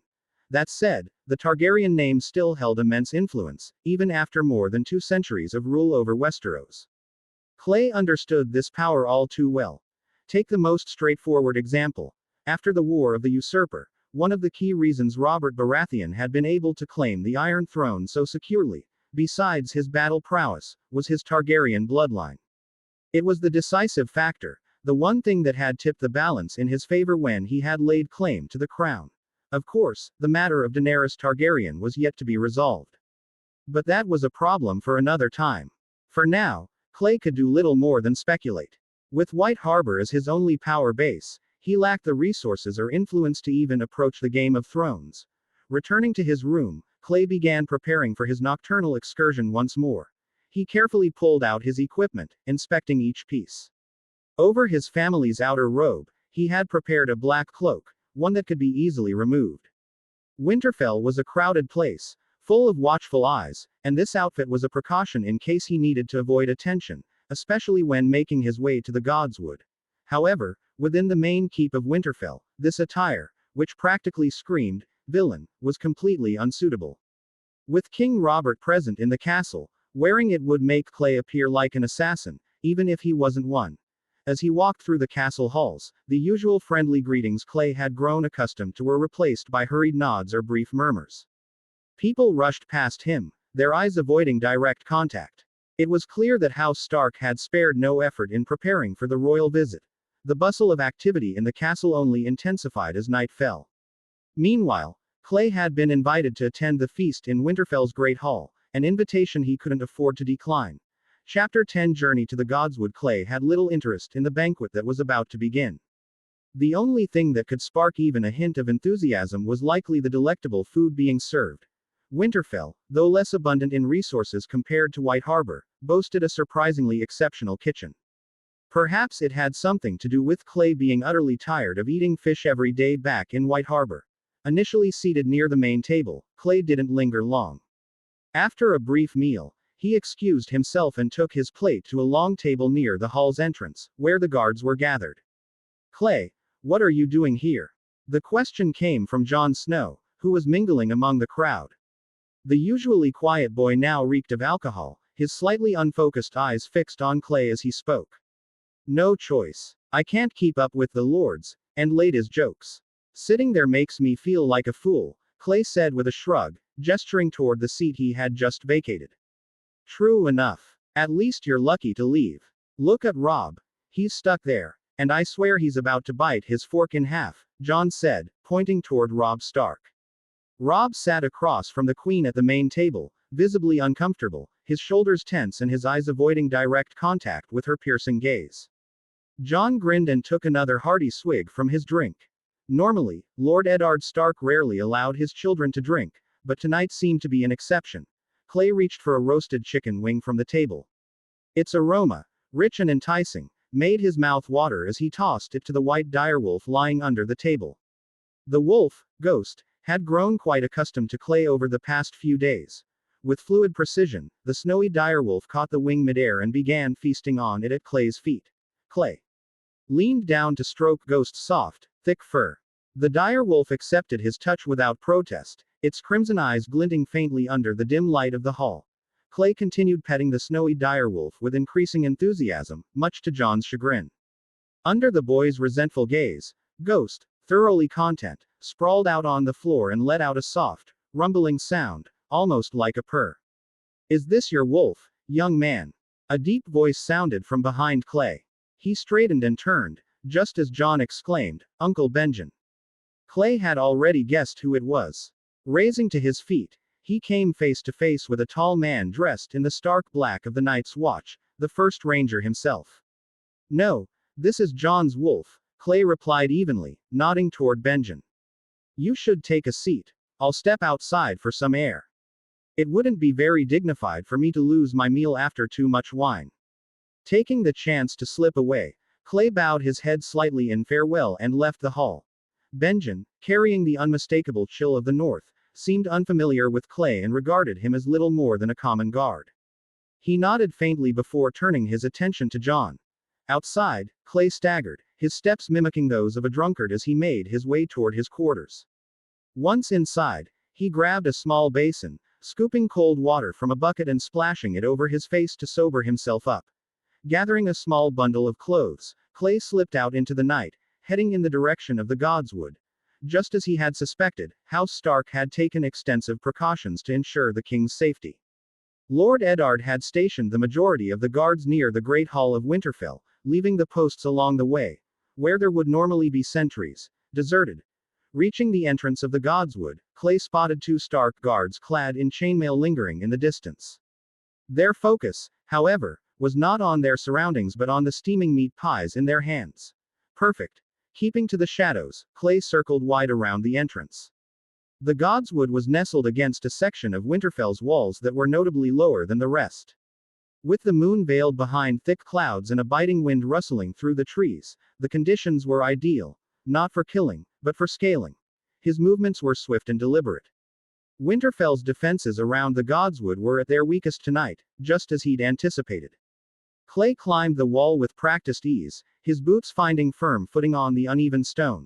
Moments later, he landed softly on the forest floor, his steps muffled by a thick carpet of decaying leaves. The air was damp and heavy, carrying a pungent, musty scent that seemed to claw at his senses, a smell of rot and decay. The leaves, piled layer upon layer, gave off an unnatural odor, especially for midsummer. It felt like a bad omen. Though the long summer was still in full swing, the words of House Stark echoed in his mind. Winter is coming. The darkness ahead was impenetrable, with thick black tree trunks dominating the view. High above, the densely intertwined branches blocked the faint moonlight, plunging the area into near complete obscurity. Clay moved cautiously. One moment's carelessness could have him tripping over the protruding roots on the forest floor. It was too dark and too quiet, and Clay couldn't shake the feeling that, amidst the ink-like darkness, a pair of eyes were watching him, following his every move.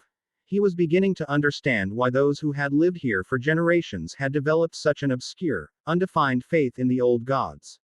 In an environment like this, people needed something to cling to for hope. The more clear and defined deities of other faiths simply couldn't meet that need. A short path felt like an eternity, and it took Clay nearly half an hour to navigate the seemingly endless layers of leaves before he finally saw it. A towering, ancient heart tree weirwood standing solemnly in the middle of a black, cold pool of water. Strangely, the heart tree, possibly the largest weirwood in the north, had no other vegetation growing near it. Clay speculated that the Stark family might have cleared the surrounding trees, given that it was a place their lords frequently visited, making the area more spacious for their use. The moonlight illuminated the scene, casting a silvery glow over the weirwood's massive trunk, while its once crimson leaves, now shrouded in darkness, seemed to lose their brilliance and turn black. Taking a deep breath, Clay stepped forward. Whether his magical reserves could be replenished depended entirely on this one attempt. Ignoring the eerie, grim face carved into the trunk that looked especially haunting under the moonlight, Clay approached the heart tree. He couldn't shake the feeling that the face was watching him, but he had no time to dwell on it.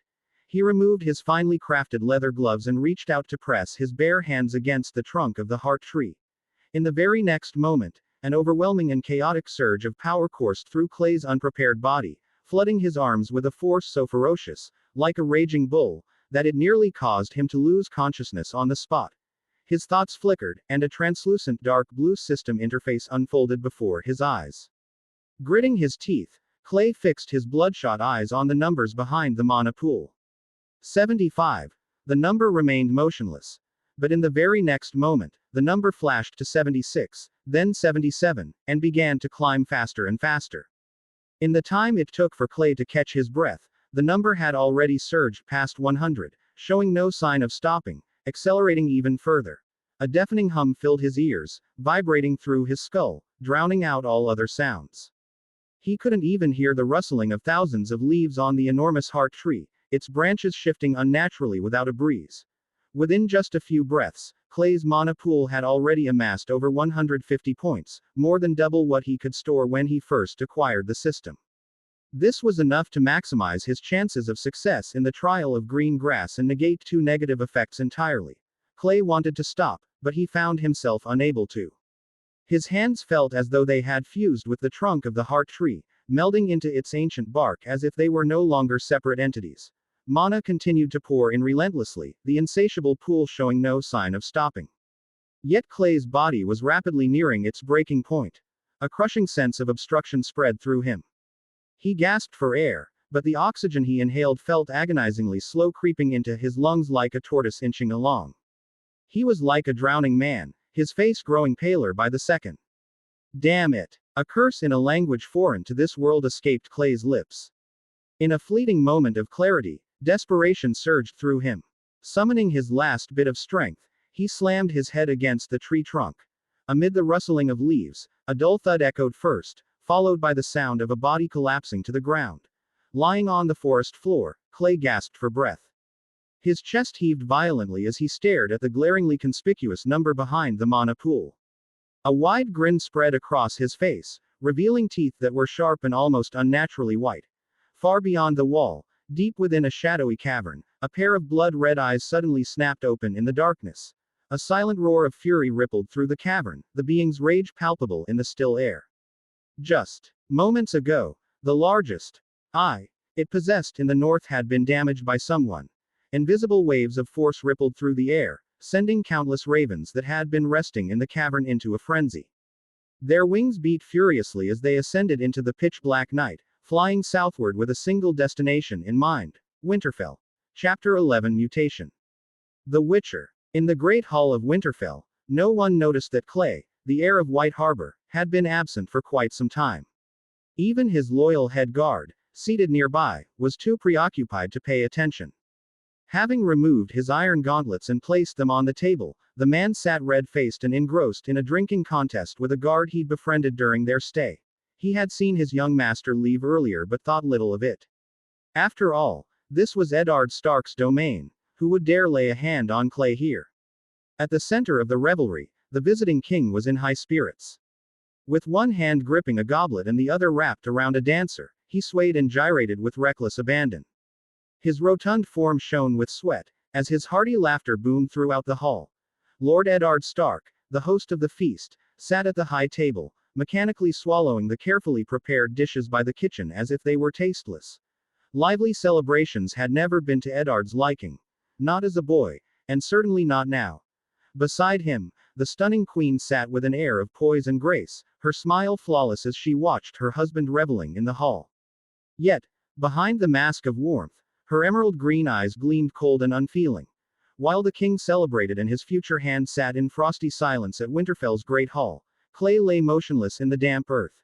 The exhilaration of breaking free from the heart tree had barely faded when Clay realized something was terribly wrong. There was too much magic.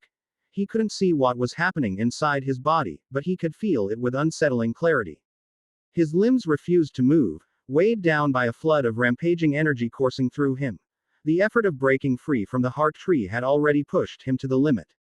Now, he could only endure, his chest rising and falling in strained, uneven breaths.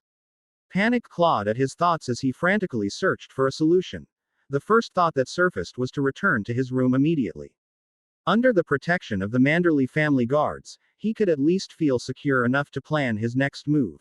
But after only a few seconds of consideration, he dismissed the idea.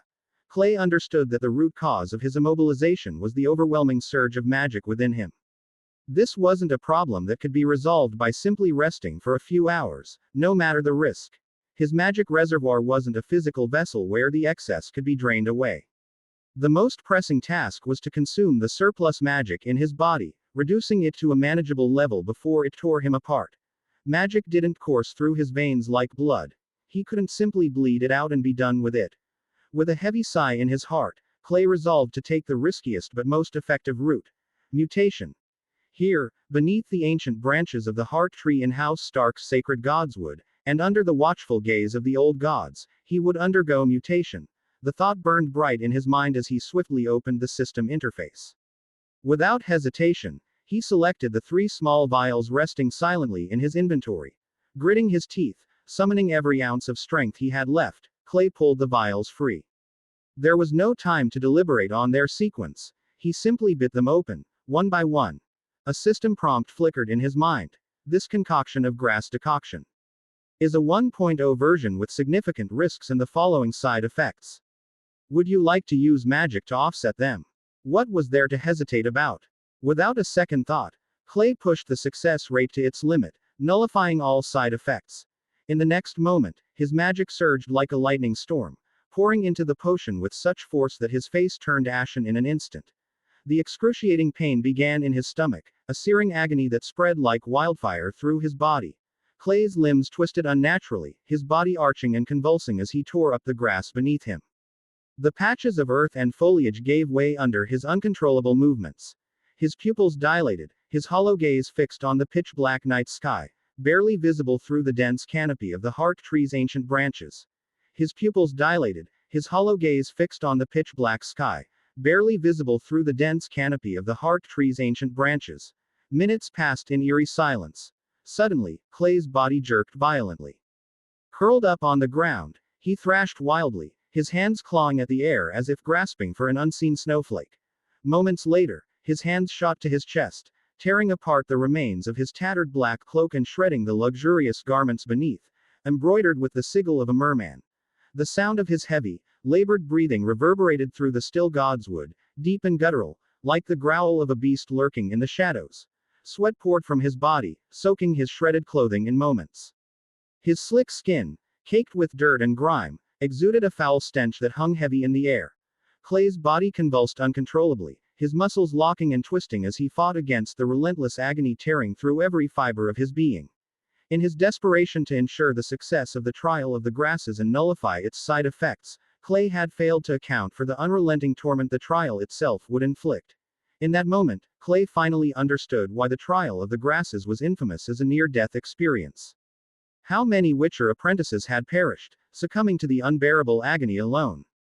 The potion mercilessly attacked his nervous system, while the magic within his body fought desperately to shield him. From his face downward, all the way to the most vital parts of his body, every nerve flared in alarm, screaming under the assault. Yet, the presence of magic refused to let him drift into unconsciousness, forcing him to endure every excruciating transformation in his bones, muscles, glands, and beyond. Amid the relentless torment, a grim sliver of humor flickered in Clay's mind. This exquisite experience shouldn't remain mine alone. Only by ensuring future aspirants savor it as well will my heart find peace. Warmth trickled down his face, a steady stream of hot blood seeping from his nose. His body temperature had risen to alarming heights. Though not quite at the point of boiling water, it was more than enough to kill an ordinary person. Had he been anyone else, his corpse would already lie beneath the heart tree or in the icy crypts of Winterfell. Not sure how long it had been, Clay first lost his sense of sight, taste, smell, and hearing. Yet, one by one, these lost senses gradually returned, and the overwhelming sensation of swelling throughout his body began to subside. Clay could finally feel his stomach again. When he drank the potion, It had felt like swallowing a live grenade, primed to explode and shred his stomach into pieces. The pain in his stomach began to fade, only to be replaced by a violent wave of nausea that surged up to his throat. With his mind clearing, Clay desperately reminded himself, "Do not vomit. Do not vomit." And yet, blue. The world fell silent. Perhaps it had been an hour, or maybe two. Who could say? All Clay knew was that this had been the longest night of his 16 years. When the last remnants of pain finally faded, Clay's half-closed eyes snapped wide open. A power unlike anything he had ever known surged through his body. Using nothing but the strength of his legs, he propelled himself from the muddy pit in a single leap. In the pale moonlight, his tall and robust silhouette reflected in the still surface of the lake. An eerie smile twisted his lips as he raised his left hand, forming a strange gesture. He curled his pinky inward, pressed his ring and middle fingers together, spread his index finger apart, and slowly extended his palm forward. Magic surged within him, and a faint, yellow spherical barrier abruptly materialized around him. Clay relaxed his fingers, and the barrier shattered in an instant. He dropped to his knees, burying his face in his arms to stifle the nearly uncontrollable laughter bubbling up from deep inside. Because he was now a Witcher. Chapter 12 System Upgrade. The next morning, when the drunken captain of the guards saw Clay staggering toward him, still swaying from the previous night's drunken stupor, the remnants of his hangover vanished in an instant. If it hadn't been for his deep familiarity with his young master, the captain might not have recognized him, for at that moment, Clay's appearance was nothing short of disgraceful. The term, disheveled, was an understatement when describing him. His face was smeared with clumps of mud, his hair and clothes were in similar disarray, and his once luxurious silk coat seemed to have remnants of vomit on it. The whole figure reeked as though he had just crawled out of a pigsty. Young master, what happened? The captain, now fully awake, quickly forced a smile and approached Clay, doing his best to ignore the foul stench emanating from him, pretending not to notice. What a joke. As an old resident of White Harbor, the captain knew exactly who the man before him was. The elderly lord, now in his advanced years, and his heir, Lord Wylus, whose health was less than ideal. It was clear that, sooner or later, this young master would inherit the mantle of Lord of White Harbor. As a guard, the captain hadn't known where Clay had disappeared the previous night. If the old lord learned of the young master's current condition, he'd certainly have him strung up from the castle's tower. Clay kicked the captain with his dirty boot, sending him sprawling to the ground, and cursed angrily, "You bastard. I drank too much last night. Where were you lot? You let me sleep in the mud all night. I'll have you all whipped." His tone was one of confidence, but in truth, Clay wasn't truly angry. He had intentionally said it this way, needing to offer an explanation for his disheveled appearance and preemptively justifying himself before anyone could make any assumptions. Having dealt with all traces of his earlier activities in the Godswood before dawn, Clay briefly considered returning to his room. However, he feared that any suspicious behavior on the way back might catch the attention of an early rising southern noble, and that could spell trouble. The southern lords wouldn't care about such trivial details, especially with Lord Robert's arrival at Winterfell. At this critical moment, any misstep could be magnified. What if they think you're an assassin? No proof. Doesn't matter. A suspicion's enough. With the Queen's temperament, there's a chance Robert would have him thrown into prison, holding him there until after his departure, regardless of the truth. So, Clay gritted his teeth and finally decided to lie down in a secluded mud pit. Grabbing an empty wine bottle, he held it in his hand and pretended to be drunk, collapsing into the pit. He remained there until dawn, when the early guards discovered him. Watching the captain hurry to tend to him with caution, Clay relaxed internally, relieved that his impromptu act had passed the test.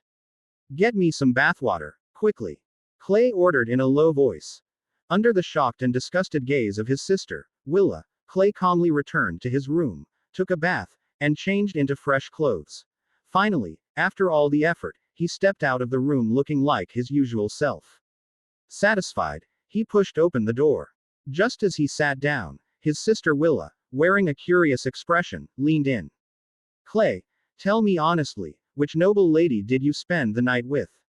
she asked, her tone dripping with skepticism. "Tisk. We Manderly have some status.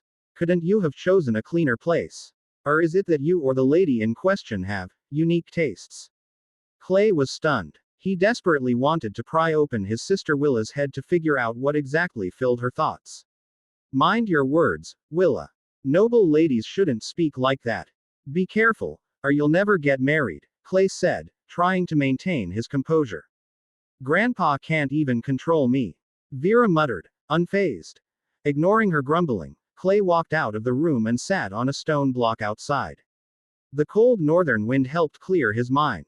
Finally, he had the opportunity to check his system. When he became the first Witcher in the history of Westeros, his system had upgraded as well. While escaping from the Godswood Forest before anyone could notice, he hadn't had time to examine what had changed until now. The soft blue system interface unfolded once more, and Clay saw the following.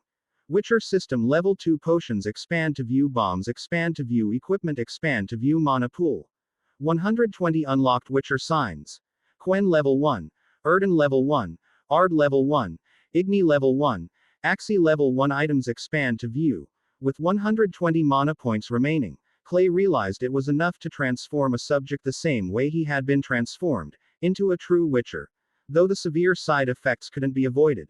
This also meant that Clay's plan to expand the Witcher group had officially begun, and he was already eagerly considering potential candidates. But this wasn't what excited Clay the most. Becoming a Witcher not only meant that he would become a powerful warrior, with physical abilities far surpassing that of an ordinary person and an incredibly fast healing rate, but more importantly, it meant he could finally experiment with the numerous different potion configurations the Witcher's world had to offer. Opening the potion section, the system didn't disappoint him. 4 basic potion formulas had already appeared: Swallow, Cat, Thunderbolt, and Blizzard. Although they were all at elementary level, in this low magic world, these potions held significant importance. Aside from the mythical dragons, which might one day soar through the skies, victories and defeats were decided by the swords and blades wielded by soldiers. At its core, this Game of Thrones was a contest in which the wealthiest and most powerful gamblers placed their violent resources as chips on the table, desperately trying to outplay their opponents. The gambler who accumulated enough chips could exchange them with the boss, if there was one, for a prize, the Iron Throne. To put it simply, those with soldiers were the masters, while those without were nothing more than pawns who might as well go home. Even the one known for saying, chaos is a ladder, Petter Baelish, when creating chaos, always had one or more major backers standing behind him. First, it was Lisa Tully, then Cersei and Tywin, and eventually, he seized control of the Vale of Arryn, joining the game himself. This was the true way to play the Game of Thrones, where people like King Joffrey Baratheon and Faceless Arya Stark were the ones who would flip the table. Now, with the support of White Harbor, Clay had become a Witcher. Once he fully harnessed this power, he too would have the ability to flip the table, just like those who controlled the game. Clay didn't focus on studying the specific formulas of those 4 potions, there was no rush. Suddenly acquiring such extraordinary strength would only raise suspicion. As his excitement faded, a single thought consumed him. What secrets were hidden within the weirwood tree, or the heart tree? He had experimented with numerous plants and animals from the north, yet only the heart tree seemed to possess such immense magical power. If the heart tree's power stemmed from being the core of worship, the so-called power of belief, Clay felt this view was backwards. It was likely that when worship of the old gods began, it was because people had discovered the heart tree's magical properties, which led them to revere it, not the other way around. This led him to another question. Where did the heart tree's magical power originate? He didn't believe this plant inherently possessed magic. There had to be another explanation. Chapter 13 I Want His Head. After racking his brain to no avail, Clay realized this question was as unfathomable as understanding the true nature of R'hllor, the Lord of Light, a mystery he couldn't hope to solve at the moment. Unable to figure it out, he simply let it go. Clay had always been carefree like that. Calling over the captain of the guards, whose posture was rigid and upright, like a javelin, Clay paid no attention to the man's apologetic demeanor and asked, "Have you seen Robb and the others?" "No, young master, but I did hear some rumors at the banquet last night," the guard replied. "It seems His Majesty the King and Lord Eddard intend to foster closer relations between their children." "Go on." Clay motioned for him to continue. "You know how we Northerners do things. Getting closer usually means sparring with swords. So, I think if you want to find them, the training grounds would be a good place to start. Clay shot a somewhat surprised glance at the veteran soldier, Hoster. He knew Hoster's judgment was likely correct. Eddard Stark's hope for his honest and straightforward eldest son to forge a bond with the Crown Prince was easy to understand. Both he and Robert believed the enduring friendship between the stag and the wolf was a legacy worth preserving, especially as the weight of age pressed heavier upon them with each passing day. They envisioned their sons forming a similar bond, one rooted in youth and trust, just as theirs had been. Such a connection would not only honor their own friendship but also strengthen the unity of their houses, ensuring they stood side by side in times of war. What Eddard Stark could never have anticipated, however, was that Robert's valiant, battle-hardened son was, in truth, nothing more than a gilded ornament, an arrogant, hollow shell. Clay had already cautioned Robb to keep his distance from the royal family, but his advice seemed to have fallen on deaf ears. Then again, perhaps it was not entirely wrong. While the old wolf had been an ally to the old stag, a young wolf baring its teeth at a sleek, golden-haired lion cub seemed perfectly natural. Let's go enjoy the spectacle, Clay said casually, his tone betraying faint amusement. Hoster, clad in gleaming armor, nodded and summoned 2 additional guards to accompany them. The training grounds weren't far. As they approached the entrance, Clay's eyes flicked to the banners hanging on the wall. The crowned golden stag to the left and the roaring crimson lion to the right. Standing guard at the gate was a knight, his polished armor emblazoned with the proud sigil of House Lannister. The moment he spotted Clay and his entourage, his demeanor shifted. With an arrogant air, he raised a gauntleted hand, blocking their path. Hold it. Who are you? The princes are sparring with the Stark pups inside. No one else is allowed in. The group frowned, not at being stopped, but at the knight's words. Referring to the Stark children as pups was an insult, especially here in Winterfell. This was not Castle Rock, and such remarks were deeply offensive to anyone loyal to the North. Sir, Clay said coolly, his voice calm yet cutting. Insulting your hosts. The knight's eyes briefly flicked to the merman sigil adorning Clay and his guards, marking them as members of House Manderly. Yet he remained dismissive. In his mind, the head of House Manderly was just an aging lord in White Harbor, and these were likely members of a lesser branch of the family. Clay's words, intended as a warning, were instead heard as an insult. The knight's face reddened with fury as he snapped, "You little whelp. I'll call those Stark brats whatever I damn well please. What are you going to do about it? Even if Wyman Manderly himself stood here, I'd say the same." This, of course, was utter nonsense. If the Lord of White Harbor himself were present, this lowly knight wouldn't dare utter such words, let alone stand in his way. Wyman Manderly, ruler of a major port city and commander of thousands of soldiers, wielded an authority that no minor knight could afford to offend. The knight's reckless bravado elicited no immediate reaction from Clay, but his 2 White Harbor guards were visibly seething. Shouts of outrage erupted as one of them boldly gripped the hilt of his sword. "What are you doing?" the knight bellowed, his voice a mix of anger and panic. With practiced speed, he drew his finely crafted sword, the blade gleaming in the sunlight as its tip pointed directly at Clay's face. Clay's eyes narrowed. He is seeking his death, he thought, his disdain palpable. He had always loathed those who dared to point a weapon at him. Though he had intended to resolve the matter peacefully, the knight's arrogance left him no choice. Perfect, he mused, a faint smirk tugging at the corner of his lips. I'll use you for practice.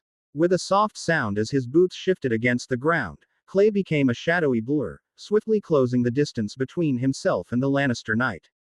The knight's eyes widened in shock, but before he could fully process what was happening, Clay was upon him. With precise force, Clay struck the side of the knight's neck with an open palm, targeting the carotid artery. Pain surged through the knight's body, overwhelming him with dizziness. His sword slipped from his hand as he staggered backward, collapsing to the ground. Clay effortlessly snatched the weapon from the air before it hit the dirt. By the time the knight managed to shake off the dizziness and regained his bearings, he found his own sword pointed directly at his face. Fear rooted him to the spot. He couldn't move, his body trembling uncontrollably. Please, have mercy." The once arrogant knight could barely string together a coherent sentence. Clay's gaze lingered on the pitiful figure before him, his expression one of cold disdain. With a sharp clang, Clay slid the sword back into the knight's scabbard. His icy voice echoed beside the knight, sending a shiver down his spine. Lannister or not, you'd best watch your head. Without that lion to back you, you're not as steady as you think. Having dealt with the minor nuisance, Clay led his 3 guards into the training grounds. The area was dominated by the roaring lion banners, while those of the crowned golden stag and the direwolf were sparse, almost insignificant in comparison. Clay's gaze quickly found Robb Stark, standing in the middle of the grounds with a flushed face. Opposite him, the blonde-haired, green-eyed Crown Prince Joffrey lounged lazily in a cushioned chair, mocking Robb without restraint. "So, is this how you Starks train?" Joffrey sneered, carelessly kicking at the wooden training sword at his feet. "Shall we craft a full set of wooden armor for his grace, the Crown Prince?" One of his attendants chimed in, a wicked grin spreading across his face. "Indeed," another agreed. "Since this is such a sacred Starks' duel, why not chop down one of their weirwood trees and make some armor out of it? With the leftovers, perhaps we can craft a few wooden swords for the little wolves as well." Joffrey nodded in satisfaction, already considering whether he should order someone to actually cut down the weirwood tree. Clay stood at the edge of the grounds, watching Robb and Ser Roderick Castle, both on the verge of losing control. So, that's where the coward outside gets his behavior from, Clay thought. It's no wonder. When the master is this crooked, the servant can hardly be straight. While Clay was well aware of the Lannisters' reputation for arrogance, he hadn't expected them to be so brazen as to humiliate the Starks to such extremes. This wasn't just mockery. It was outright trampling of House Stark's dignity, reducing it to dust. Cutting down a heart tree. That was no different from defiling a statue of the Seven in the South. It was a direct assault on the Starks' faith and heritage, a move that could only lead to disaster. Clay couldn't help but admire Robb and Ser Roderick's restraint. Had it been him, his sword would already be swinging toward the neck of the jester who had spoken. Robb, meanwhile, seethed with fury. He reminded himself, for what felt like the 100th time, that Joffrey was the Crown Prince. But the shameless laughter of the Lannisters around him made him despise the training grounds like never before. Finally, Robb could hold back no longer. He hurled his sword to the ground with a loud thud and stormed off, his boots thumping across the dirt. Behind him, Joffrey's mocking laughter rang out, cruel and cutting. "Oh look, the mighty Stark warrior is running away." Seeing this, Clay decided there was no point in staying. He turned back toward the entrance, intending to wait for Robb outside. However, before Robb could emerge, a breathless guard from House Manderly rushed up to him, disregarding all decorum as he leaned in to whisper urgently into Clay's ear. The moment the guard finished speaking, Clay's expression darkened like a storm cloud. His fury ignited. "Hoster!" Clay bellowed, his voice like thunder. "Gather everyone. All of them." Before anyone could even process the order, Clay turned back to the guard, his voice cold and dangerous, dripping with wrath. "Where is he?" "Near the blacksmith's forge. Then gather the men and surround the forge." Clay's fury surged, and his words were like a command from the gods themselves. "I want his head." At that moment, Clay resembled a lion far more than most within the city's walls. Chapter 14. Killing Clay was absolutely furious. How dare anyone mess with him like this? The guard had just brought distressing news. His younger sister, Willa, had gotten separated from her escort while wandering through the bustling city. By the time the guard realized the situation, Willa had already been harassed by a minor noble of House Lannister. When the guard arrived and revealed their identity, the arrogant young noble finally understood that he had harassed a noble lady. However, his response was to mockingly toss a few copper stars onto the ground. This was a direct insult to the Manderly family, rubbing their face in the dirt. Such an affront was intolerable. After hearing the full details from the guard, Hostar's eyes turned bloodshot with rage. First, the young master had spent a night in the mud, and now Lady Willa had been harassed by the Lannisters due to the guard's incompetence. If this wasn't handled properly, even if he had 3 heads, they wouldn't be enough to stop Lord Manderly from executing him. "Young master, I shall gather the guards and teach these scoundrels the true meaning of facing the wrath of the sea god. This matter will not be left unresolved."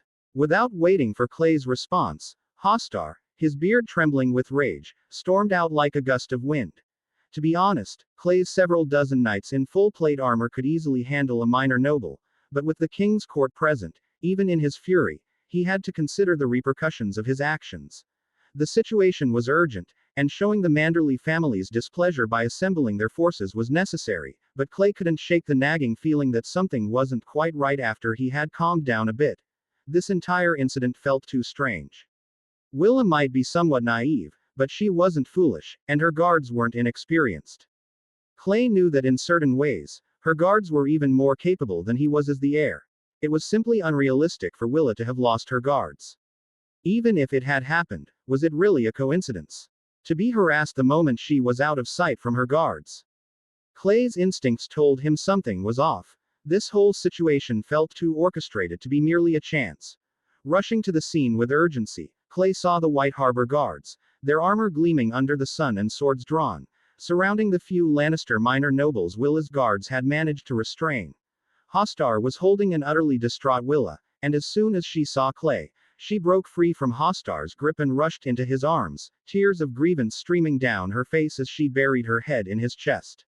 "You are her brother," a gruff voice called out from a distance, thick with the heavy stench of alcohol. Clay turned his cold gaze toward the arrogant young Lannister still sitting on his horse, his face twisted in disdain. More than anger, Clay felt confusion. Surrounded by dozens of knights in full plate armor, if he signaled to them, these fools were moments away from becoming a pile of mangled limbs. The main line of Tywin Lannister's family was well maintained, but why were these side branches so reckless and lacking in sense? They had no brains at all. Ignoring the drunken Lannister provocations, Clay turned his attention back to Willa. He gently comforted her, relieved that nothing more extreme had happened. If it had, it would have been beyond his control, and he would have had to report to his father, a prospect Clay desperately wanted to avoid. "Get off your horse, Lannister!" Hostar shouted, gripping his longsword and pointing it at the center of the encirclement. As his words echoed through the air, the White Harbor cavalry urged their heavy-breathing horses forward, slowly pressing in. The encirclement tightened, and the sword's edge crept ever closer. The deep blue merman flag fluttered above, encircling the roaring lion at its center like an isolated island.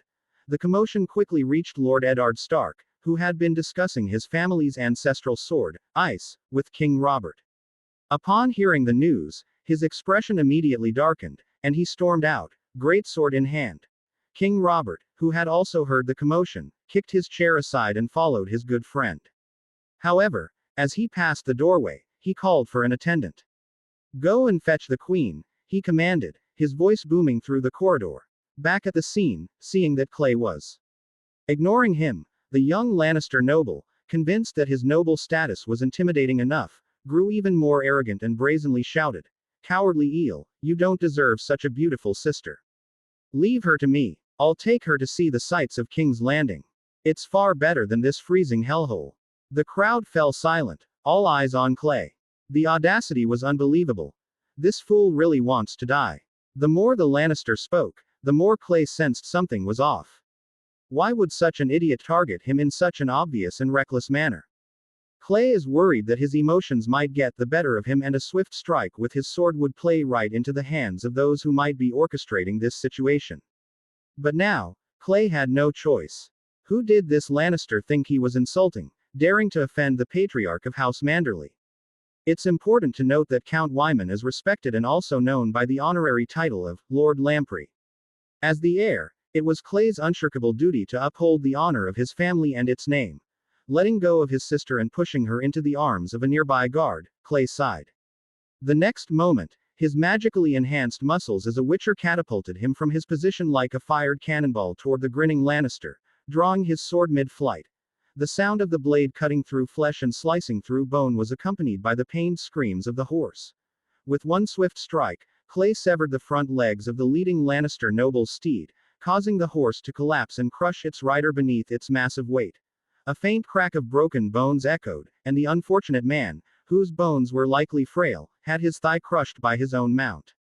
After a disorienting fall, he let out a sharp scream, pain flooding through his shattered body. Walking up to the fallen noble, Clay raised his long sword, its blade stained with scarlet blood. Since the deed was done, it would be cleaner to finish it. Spare me, the Lannister noble's voice, once proud, now trembled with fear. Just moments ago, he had been as proud as a god. Now, he was as worthless as grass.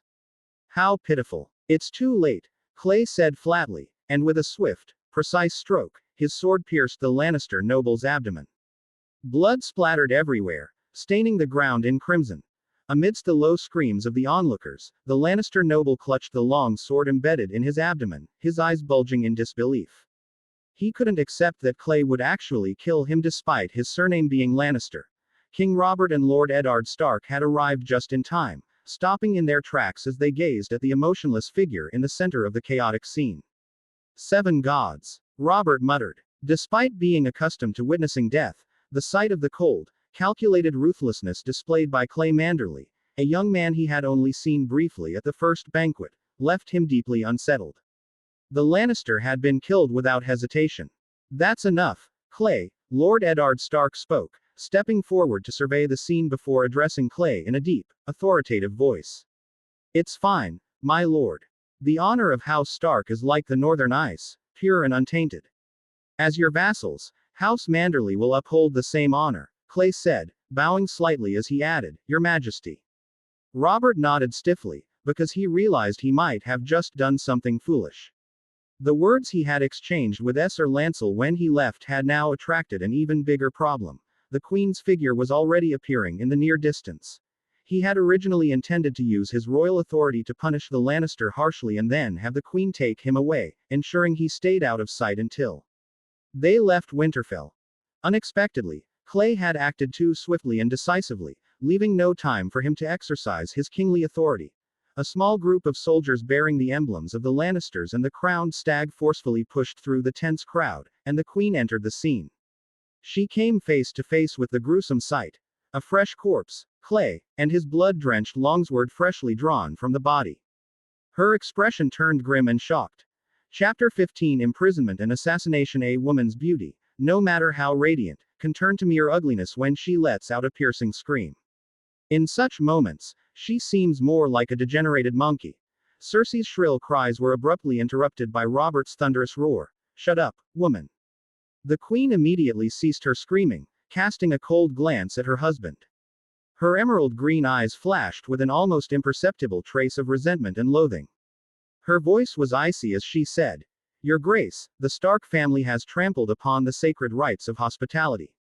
They deserve to be cursed for their transgressions. The Queen's accusations, though concise, were exaggerated and too grave and baseless for anyone to bear nor justify. The inexplicably accused Lord Stark froze for a moment, just about to retort, when Robert struck Cersei across the face with his meaty hand, delivering a slap that sent Cersei staggering. He cared not one whit about how this scene might be perceived by the assembled courtiers. Don't spout nonsense about hospitality rights. Didn't Tywin teach you how to speak properly?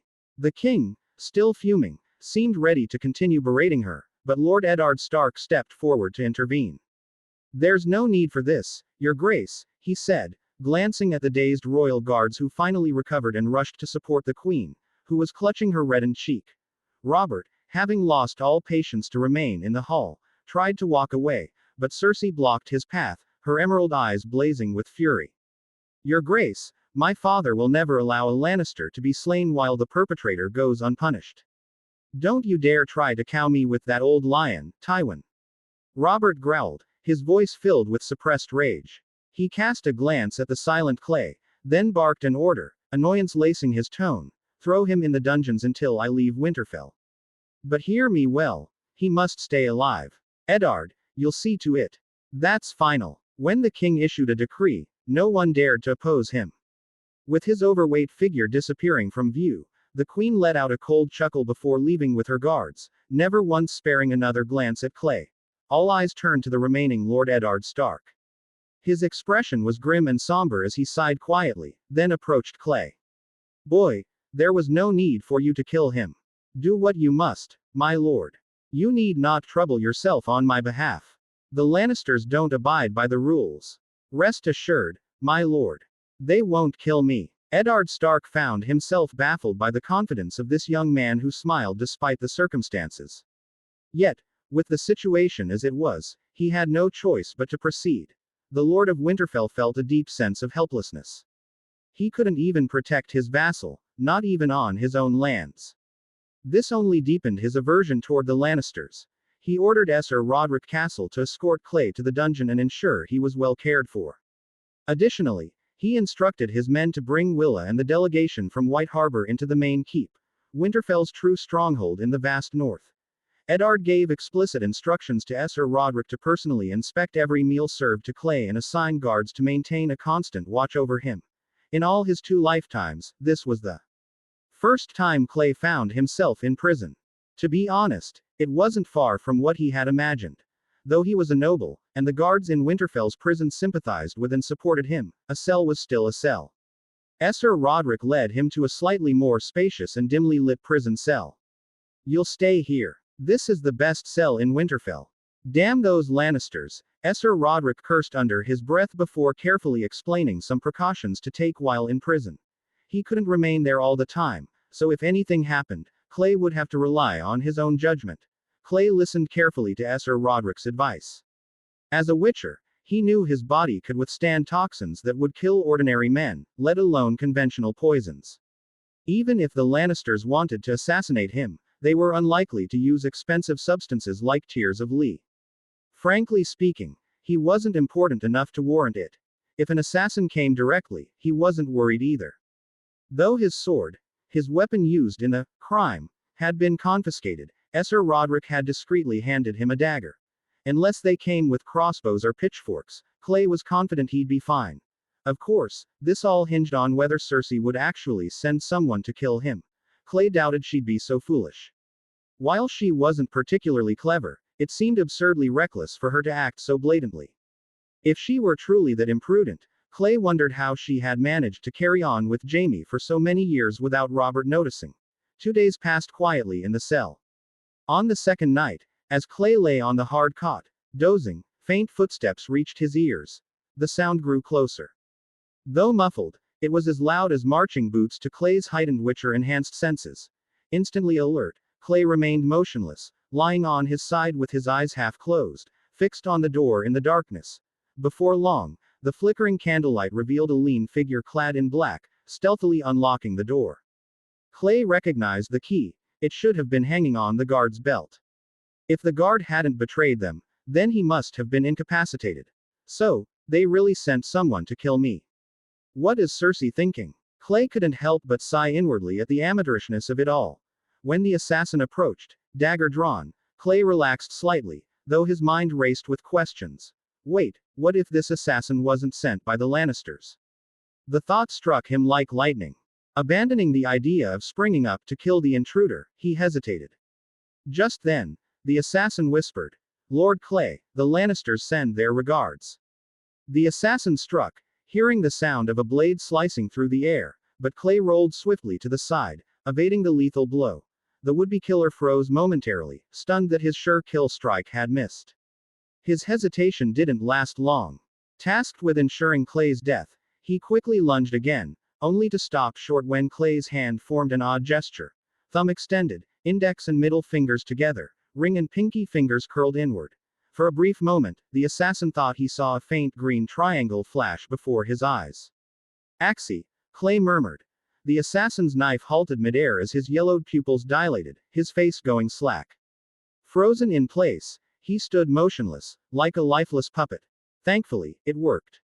Clay had been prepared to fight with the dagger if the sign failed. Instead of immediately stabbing the intruder, Clay decided to interrogate him, suspecting a deeper conspiracy.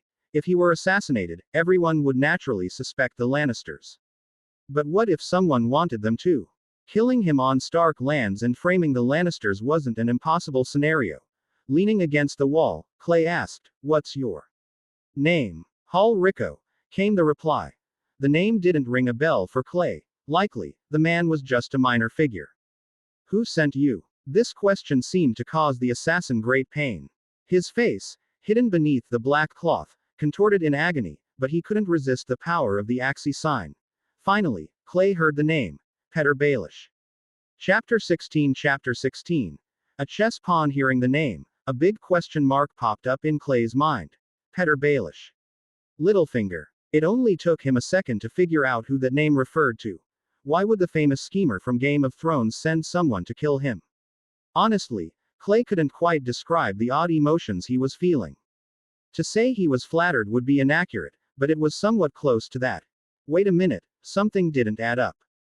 When Robert traveled north to Winterfell, he hadn't brought Littlefinger along.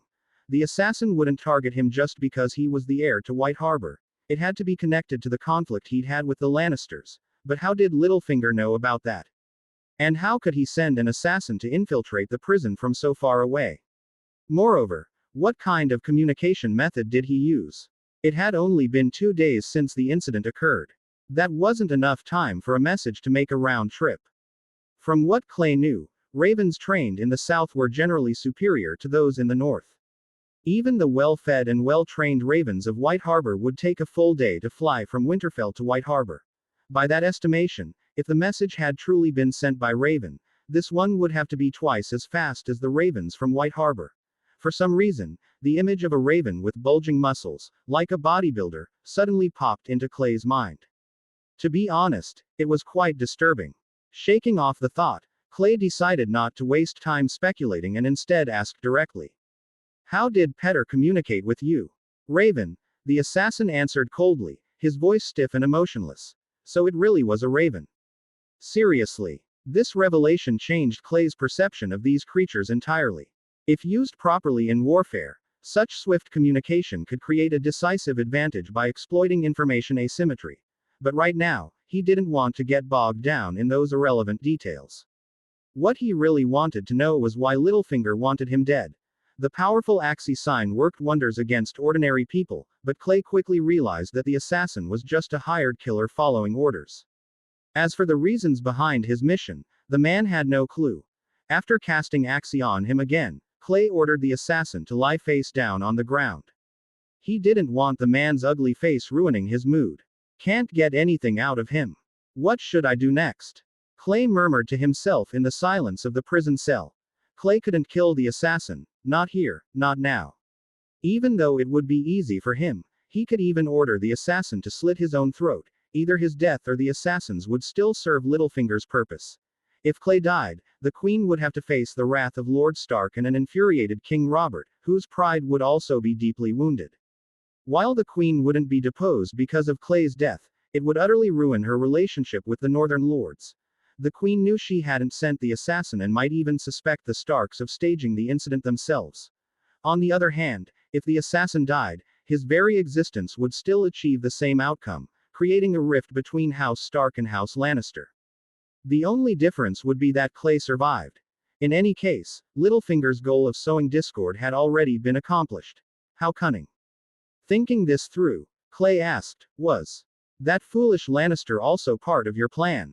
Our job was merely to guide him to the right place, the assassin replied, his voice muffled from lying on the floor, but still comprehensible. There wasn't much else to ask. The assassin remained lying on the cold stone floor, his face pressed against it. Now Clay had to figure out how to clean up this mess. He couldn't just make the man disappear into thin air, so what should he do? The candlelight flickered silently, and drops of melted wax fell one by one. Time flowed by as Clay instinctively cast another Axii sign. Just as he finished the spell, his hand froze mid-air. Wait a minute. He couldn't kill the assassin, but he could let him leave. The idea struck him like a bolt of lightning. The more he thought about it, the more feasible it seemed. Once he had refined the plan in his mind, he commanded the assassin, now covered in dust, to stand. In a stern, clear voice, he instructed, "Remember, you've already killed Clay Manderly. Leave immediately, report this to your master Petter, and do not investigate anything related to me further." "Yes, I understand," the assassin responded mechanically. The Witcher Axii sign's effects were temporary. While it allowed for cognitive manipulation, it wasn't permanent. Clay only needed the man to deliver the message to Littlefinger. Once the assassin reported back, he wouldn't suspect anything unless he actually saw Clay alive. People don't usually question their own assumptions. Even if, by some chance, the assassin discovered Clay was still alive, what could he do? Send another message to Littlefinger, saying, "Sorry, Master, the person I killed somehow came back to life. Let me kill him again for you." Unless the assassin was a fool, he wouldn't dare do that. Such actions would make him look like a traitor or an incompetent tool in Littlefinger's eyes. And tools that are either unreliable or disloyal are discarded without hesitation. Littlefinger certainly understood the importance of cutting losses. So, if the assassin wanted to live a little longer, maybe flee across the narrow sea, he had no choice but to accept Clay's death. Even if he saw Clay, he'd have to act as though he hadn't. There were 3 assassins in the king's entourage, but only this one had been assigned the task of killing Clay. That was why Clay dared to take this approach. In a daze, the assassin staggered out of the cell, moving like a puppet. Before leaving, he even closed the door for Clay and returned the key to the unconscious jailer's belt. His service was remarkably considerate. Reviewing the entire incident, Clay realized he had unknowingly become a pawn in Littlefinger's scheme to pit House Stark against House Lannister. The thought left him deeply displeased and irritated. At the same time, he recognized his own shortcomings. He had only begun to sense that something was amiss when the situation had already spiraled out of control. One small scheme had been enough to land him in a prison cell. Even from thousands of miles away, Clay could almost feel the chill behind Littlefinger's sly smile. But the deed was done. Though Clay was a pawn, he now stood at the center of the game, albeit in a precarious position. The situation being what it was, Clay knew he couldn't afford to stay in the prison any longer. It was too isolated, leaving him blind to everything happening outside. He wondered whether Bran had seen the Queen's affair with her brother yet. Clay was curious. If the Stark family's second son became a cripple, it wouldn't be a big deal while Robb was still alive. But if something happened to Robb, the North's ruler would be a young, disabled boy. The Ironborn dared to march hundreds of miles and seize Winterfell largely because of this. In this world, a strong, healthy male heir was crucial. Through blood and fire, countless lords and nobles of Westeros had learned one simple truth. Only a lord who could wield a sword could keep his enemies at bay. Chapter 17. Seeing through the concept was sound, but the question remained, how could Clay escape? Although as a noble he wouldn't face imprisonment in the traditional sense, especially with the protection of House Stark, this very protection made it exceedingly difficult for him to break free from the confines of his prison. The logic behind this was both simple and complex. At its core, it came down to honor and reputation. For example, if Clay were imprisoned in Castle Rock, he could easily kill the jailer, eliminate the Lannister guards, and flee back to the north. Not only would he escape punishment under the kingdom's laws, but he would be hailed as a hero for his daring escape. Unfortunately, however, Lord Eddard Stark was his liege lord. If Clay were to escape from his prison, it would mean severing ties with the noble hierarchy of the north, an extremely serious matter. In northern culture, this act would be viewed as trampling on honor, a serious offense that could never be forgiven. The following morning, with a face as cold as frost, Sir Roderick Castle hurried to Clay's cell. At dawn, he had received reports of a jailer being knocked unconscious. The seasoned knight immediately suspected it had to do with Clay because there was no one else of significance in the dungeons of Winterfell. As he hurried along, his mind raced with anxious thoughts. He dreaded finding Clay's corpse, for that would mean Lord Eddard would be forced into a direct conflict with the Queen. Though Roderick knew his liege's steady temperament, he also understood that the wolves and lions, who already viewed each other with disdain, would bare their fangs after such an incident. Even if they refrained from open violence during the king's stay, tensions would be dangerously high. Muttering under his breath, Roderick quickened his pace. Soon, he spotted the young jailer, standing still with a large bruise on his neck, looking utterly bewildered. "Is Lord Clay unharmed?" Roderick blurted out. The jailer shook his head, and Roderick heaved a sigh of relief before casting a sharp glare at the man. Without another word, he stormed into the prison. He passed through a candlelit corridor after corridor, each one quieter than the last, until he arrived at the deepest, most secure, and best furnished cell in the dungeon. Inside, Clay was dressed in casual clothes, leaning against the wall, engrossed in a book borrowed from Winterfell's library, Tales of the Old Gods of the North. "Lord Clay, are you injured? Did you see who the assassin was?" Roderick finally relaxed, but confusion quickly settled in. Clay's demeanor was not that of someone who had just survived an assassination attempt. His expression was calm, even cheerful. Sir Roderick, what are you talking about? An assassin?" Clay looked genuinely confused. He gently closed the book and stood up, walking toward the door. "Roderick, Taking the keys from the jailer who had followed him, unlocked the cell and stepped inside. Lord Clay, this fool was knocked unconscious last night. You are unharmed. Roderick felt his thoughts spinning in chaos. The idea that Clay hadn't encountered an assassin completely shattered his expectations. This situation was bizarre. Someone had specifically infiltrated the dungeon, knocked out the jailer, yet hadn't made any attempt on Clay's life. What was their purpose? Had they simply knocked the jailer out for fun? Roderick couldn't deny the reality of an intruder, an assassin, for lack of a better term. His years of combat experience told him the bruises on the jailer's neck couldn't have been self-inflicted. You're certain you didn't see anyone last night? Roderick pressed, now thoroughly baffled. Clay, looking equally puzzled and innocent, shook his head. This left Roderick completely stumped. In his mind, Clay was someone who would never lie. Besides, if someone had tried to kill him, why would he lie about it? After pacing in circles, still unable to make sense of the situation, Sir Roderick decided on the best course of action for any subordinate. Report to his lord. When he recounted the events to Eddard Stark in full detail, the middle-aged Warden of the North showed a thoughtful expression on his typically stoic face. After hearing the entire account, Eddard fell into a long silence. Roderick, uncertain whether he should stay or leave, cleared his throat and spoke hesitantly, "My lord." Eddard Stark looked up, momentarily lost in thought, before coming to a decision. He frowned slightly and ordered, "Bring that boy, Clay, to me. Make sure he's dressed properly. Do not let the Queen's people see him." Roderick, still perplexed, left to carry out the command. Half an hour later, Clay, now dressed in a Stark overcoat, stood once again in the Great Hall of Winterfell. Eddard dismissed Sir Roderick, leaving only himself and Clay in the vast hall. The gray eyes of the Lord of Winterfell scrutinized Clay as if re-evaluating him. After a long pause, Eddard finally spoke. "Clay, was that the first time you've killed someone?" As he asked, Eddard studied Clay's eyes intently. Without much hesitation, Clay nodded. "Yes, my lord. What did it feel like?" I didn't think much about it." Eddard simply nodded, though his expression hinted at dissatisfaction with the answer. He sighed softly and gestured toward a nearby chair.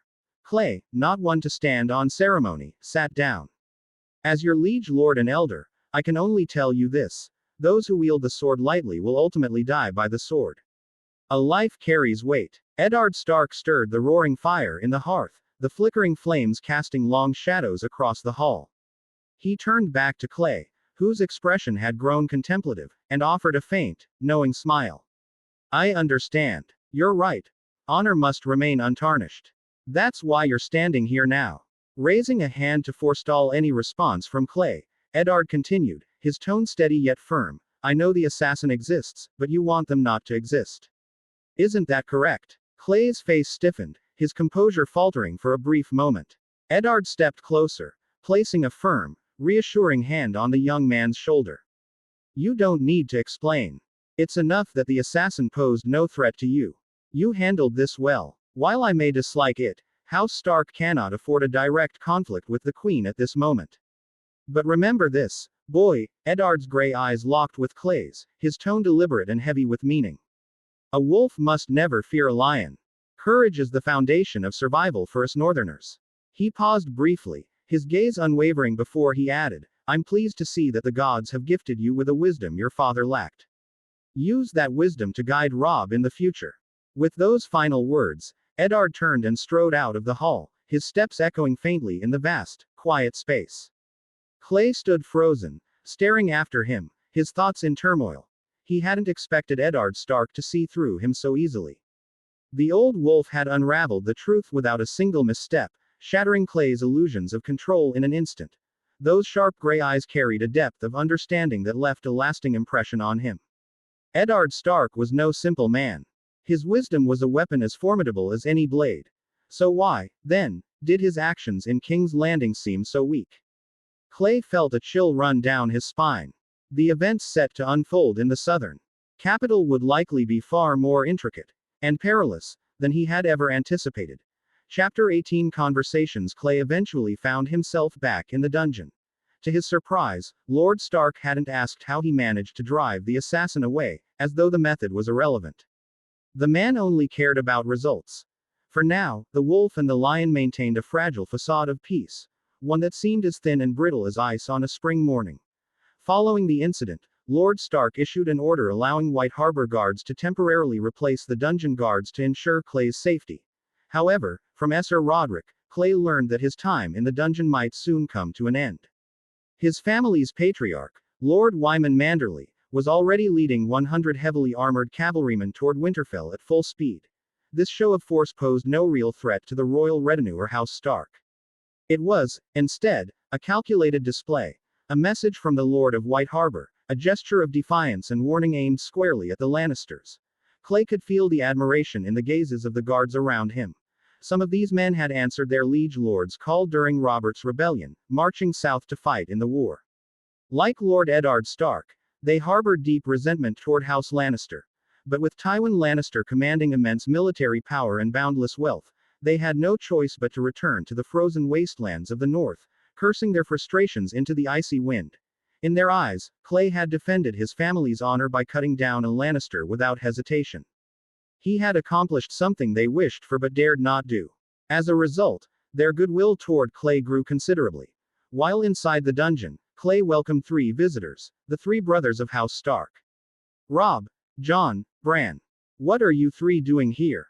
Clay raised an eyebrow but gestured toward the wooden chair in the corner.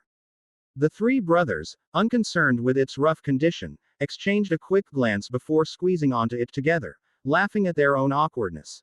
A glance at Bran's waist confirmed to Clay that the youngest brother hadn't yet attempted to climb the broken tower. We came to see the hero of the North, Robb announced, though his sheepish grin and the way he scratched the back of his head betrayed his shyness. Father wouldn't let us visit you before, but now that the guards are your men, we, sneaked in. The North's young men were indeed simple-hearted. Over time, the 3 Stark brothers had already come to regard Clay as a true friend. Father says you're a true Northman, and my brothers think so too, Bran said innocently, his young voice filled with admiration. Clay's smile brightened, but a flicker of shock and contemplation passed through his eyes. Since becoming a Witcher, Clay's body had become highly attuned to magic.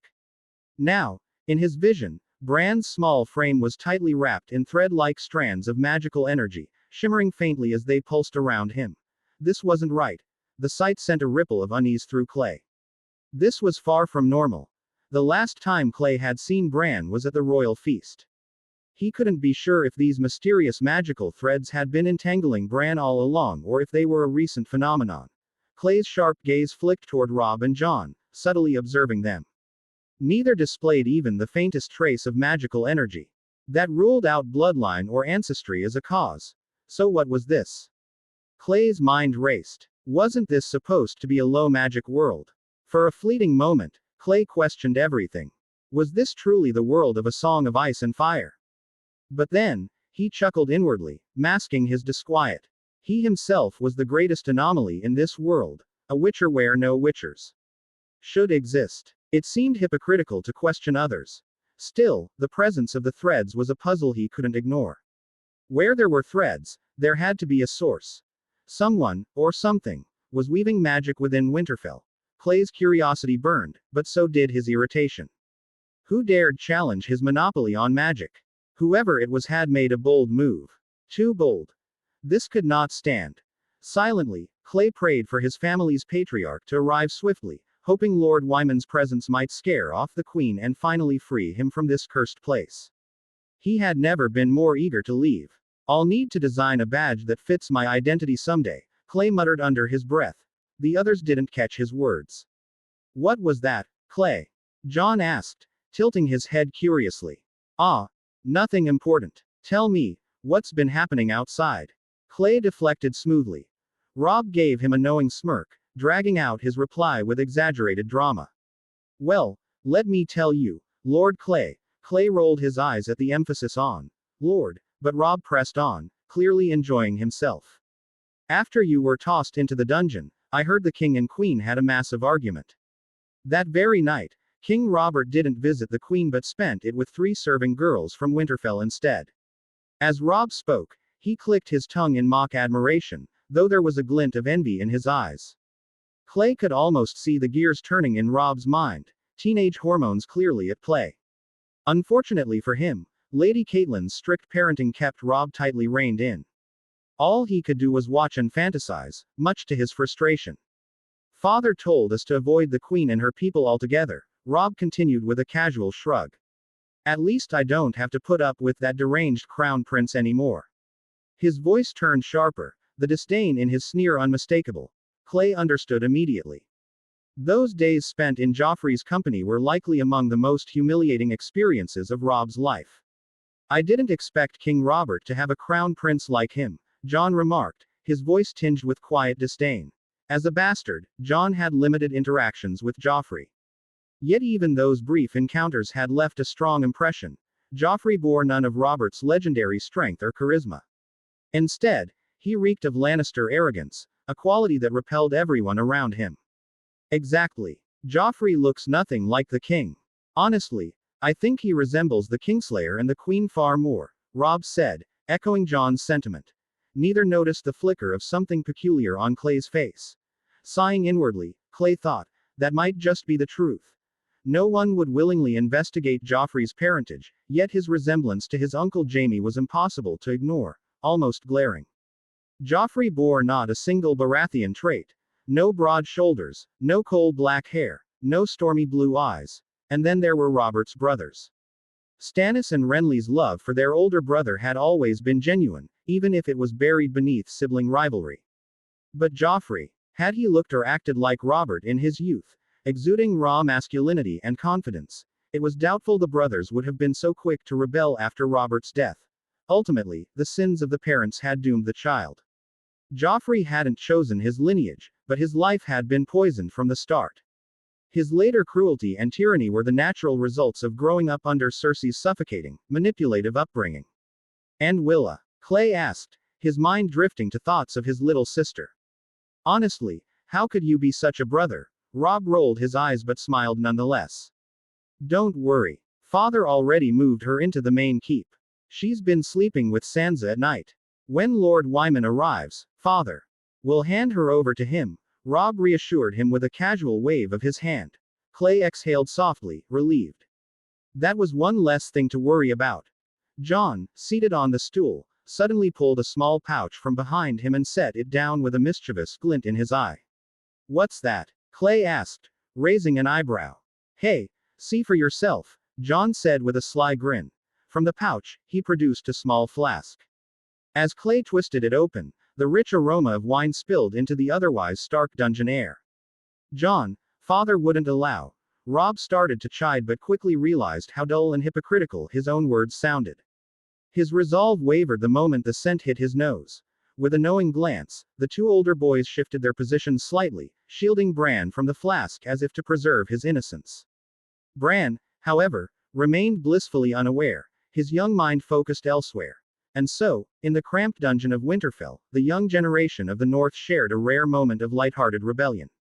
Laughter filled the cold, stone walls, and for a brief time, the burdens of duty, politics, and honor seemed far away. Chapter 19 The arrival of the Lord. To be honest, when Wyman Manderly received the message from his granddaughter Willa, sent via Raven, he almost choked on the arbor gold he was drinking. By the gods above, what had that reckless brat Clay done in Winterfell? Slaughtering a Lannister as if they were common livestock, and in front of the Queen no less. While Wyman couldn't deny the grim satisfaction it brought him, he was equally terrified by the audacity of his grandson. The moment the news reached him, he issued an immediate gag order to the maester overseeing the ravens, ensuring the information went no further. Not even to his sons, who were busy training soldiers, even though Wendell Manderly was Clay's father. The next morning at breakfast, Wyman calmly announced his decision to journey to Winterfell, entrusting the governance of White Harbor to his eldest son, Wylis. Though his family exchanged puzzled glances, no one dared to challenge the Lord of White Harbor. Without delay, Wyman set out with 100 of White Harbor's most elite, fully armored heavy cavalry, and an additional 100 auxiliary soldiers. While Clay and his party had taken over a week to reach Winterfell, Wyman and his retinue completed the journey in 5 days. News of Wyman Manderly's march northward naturally reached Eddard Stark, Lord of Winterfell, well in advance. Eddard, having no reason to refuse, could only accept the inevitable. Wyman was, after all, a fellow northern lord, and his intent to safeguard his family's future heir was entirely understandable. King Robert Baratheon, originally planning a hunt, abruptly cancelled his trip upon hearing of Wyman's impending arrival. During the rebellion, the northern cavalry from White Harbor had left an indelible mark on him. As a warrior king who had fought to seize the Iron Throne, Robert's blood still surged with a primal thirst for violence. The thought of seeing the famed heavy cavalry of White Harbor excited him far more than the prospect of a mere hunt ever could. Standing atop Winterfell's eastern gate tower, King Robert and Lord Eddard Stark watched the horizon together. Draped in a massive fur cloak, Robert cursed loudly, his voice booming above the wind. "Seven hells, Ned, what kind of God's forsaken place is this? It's summer, for gods. Sake. Summer. I'd wager King's Landing in winter is warmer than this frozen wasteland. How do you northerners even survive?" Eddard Stark glanced at his old friend, his calm gray eyes contrasting with Robert's boisterous demeanor. Years of excess had softened the once formidable warrior, his frame now carrying the weight of kingship and indulgence. With a faint, wry smile, Eddard replied in his measured tone, "Your Grace, we northerners, and the Starks especially, have grown accustomed to this. We endure and persevere, as we always have." Robert let out a hearty grunt, half a laugh, half a groan. I know. You Starks are as stubborn as the cold. Cold as stone, the lot of you." For a moment, the two men stood in silence, the howling wind filling the void. Eddard could see the shadow of grief flicker across Robert's face. He knew what haunted his old friend. Winterfell, its forests, its icy winds, its very air, seemed to bring Lyanna Stark back to life in Robert's mind. Ever since his arrival, everything here seemed to remind the king of his late fiancée. Eddard felt the same pang of loss, though in a different way. Unlike Robert, he had the bittersweet privilege of having lived close to his sister, her presence woven into the fabric of his life, and her absence lingering like a phantom. From their vantage point atop the gate tower, the banners of the crowned golden stag of Baratheon and the direwolf of Stark fluttered in the biting wind. Thankfully, there was no trace of the despised Crimson Lion of House Lannister to sully the sight. About 10 minutes later, the distant sound of horns echoed across the frosted fields. On the horizon, deep blue banners bearing the sigil of a silver merman emerged, their advance cutting through the northern wilderness. The sight drew the full attention of both the king and the Lord of Winterfell. Wyman Manderly, Lord of White Harbor, had arrived at the head of his troops to present himself before the king. As the soldiers advanced, their banners waving proudly and the gleam of their polished armor catching the dim northern light, Robert squinted. His expression shifted from curiosity to disbelief. Turning to Eddard, he exclaimed, "Seven hells, Ned, these are your bannermen. How in the name of the gods do they have such fine equipment? By the seven, I thought I'd only see troops like this under that old blasted lion Tywin's command." As Warden of the North, Eddard Stark was well aware of the strength of his vassals. Though the sight of the White Harbor cavalry was undeniably impressive, he revealed little of his thoughts. Patting the king on the shoulder, he spoke in his calm, measured tone, "Your Grace, House Manderly rules White Harbor, the fifth largest city in Westeros.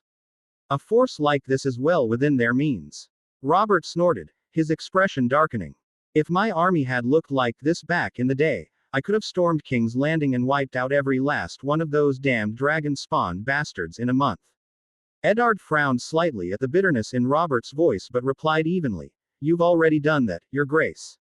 "No, not entirely." Robert's gaze hardened, his voice dropping to a simmering growl. "You know as well as I do, Ned. Across the narrow sea, the last remnants of the dragon's bloodline still lurk. I want them all dead." Though Robert's voice wasn't loud, anyone listening could hear the simmering rage and undying hatred beneath his words. Eddard, unwilling to tread further into such dangerous waters, changed the subject. "Your Grace, I should go meet Lord Wyman Manderly." Robert waved him off with a grunt, his mood shifting once more. "Go, Ned, and tell that old eel not to stir up trouble with the Queen. For once, give me some peace. He can take the boy and his sister whenever he pleases. The Lannisters won't dare stop him." Eddard turned to leave, suppressing a faint smirk. That final remark, he thought, was the most kingly thing Robert had said all day. Beneath the towering walls of Winterfell, the column of White Harbor soldiers came to a halt at Lord Wyman Manderly's command. At the forefront, his massive, luxuriously adorned carriage stopped, its polished silver fittings glinting in the cold northern light. From the carriage window, Wyman peered out, his sharp eyes taking in the 500 Winterfell cavalry arrayed in disciplined formation ahead of them. Beneath the towering banner of the direwolf stood his liege lord, Eddard Stark, observing him from afar with his usual stoic calm. Satisfied that his presence had been properly noted, Wyman gave a brief nod to his coachman. The carriage door swung open with a creak, and the Lord of White Harbor stepped down. Dispensing with guards or retinue, he strode toward the direwolf banner alone, his heavy steps crunching against the frost-covered ground. From a distance, his deep, gravelly voice rang out like a roll of thunder. Lord Stark. Eddard Stark dismounted with quiet grace, his steady gaze fixed on the approaching lord. He gave a small nod of acknowledgement, a subtle gesture of respect. Wyman halted before him and, mindful of the trouble his visit might cause, dispensed with unnecessary formalities. He knelt briefly, then rose to his full, imposing height. Lord Stark, he began, his voice quieter now but no less commanding. Eddard clasped Wyman's arm in a firm but unspoken gesture of acceptance. After a brief exchange of pleasantries, he gestured toward the gates. Come, my lord, let us speak within Winterfell's walls. As they walked through the gates, Wyman ventured cautiously. Lord Stark, about that boy, Clay. Eddard's lips twitched faintly, a ghost of a smile playing across his otherwise stony face. Your grandson certainly knows how to stir up trouble, he said evenly. Then, with a sidelong glance, he added, but I'll say this, he's far smarter than your two sons. The cryptic remark hung in the cold air, and Eddard offered no further explanation. Wyman furrowed his brow, silently pondering the meaning of his liege's words as they made their way toward the dungeon. King Robert's advice had been plain, if not entirely diplomatic. While he understood Wyman's actions, the Manderly family's behavior bordered on challenging royal authority. If the Queen decided to escalate matters, Robert might sympathize but couldn't openly support such defiance. The sooner the Manderlys retrieved their kin and departed Winterfell, the better for all involved. Eddard's strides were purposeful, his pace brisk. Wyman, whiter than even the king himself, soon found himself panting heavily as he struggled to keep up, beads of sweat gathering on his brow despite the chill of the dungeons. At the entrance, the White Harbor guards stationed there straightened as Lord Stark approached, their postures stiff with formality. But when they caught sight of their own lord trailing behind, their gazes faltered, heads lowering in shame. The sight of their heir imprisoned and the indignities suffered by their young lady were wounds to their pride as much as their duty. Failure they dared not deny. Wyman glared at them, his heavy snort filled with unspoken reprimand. He didn't need words to convey his displeasure. Their failures would be dealt with later. For now, retrieving his grandson and ensuring the family's survival took precedence. As they descended further into the dungeons, the air grew colder and heavier. When they finally reached Clay's cell, Eddard's steps slowed.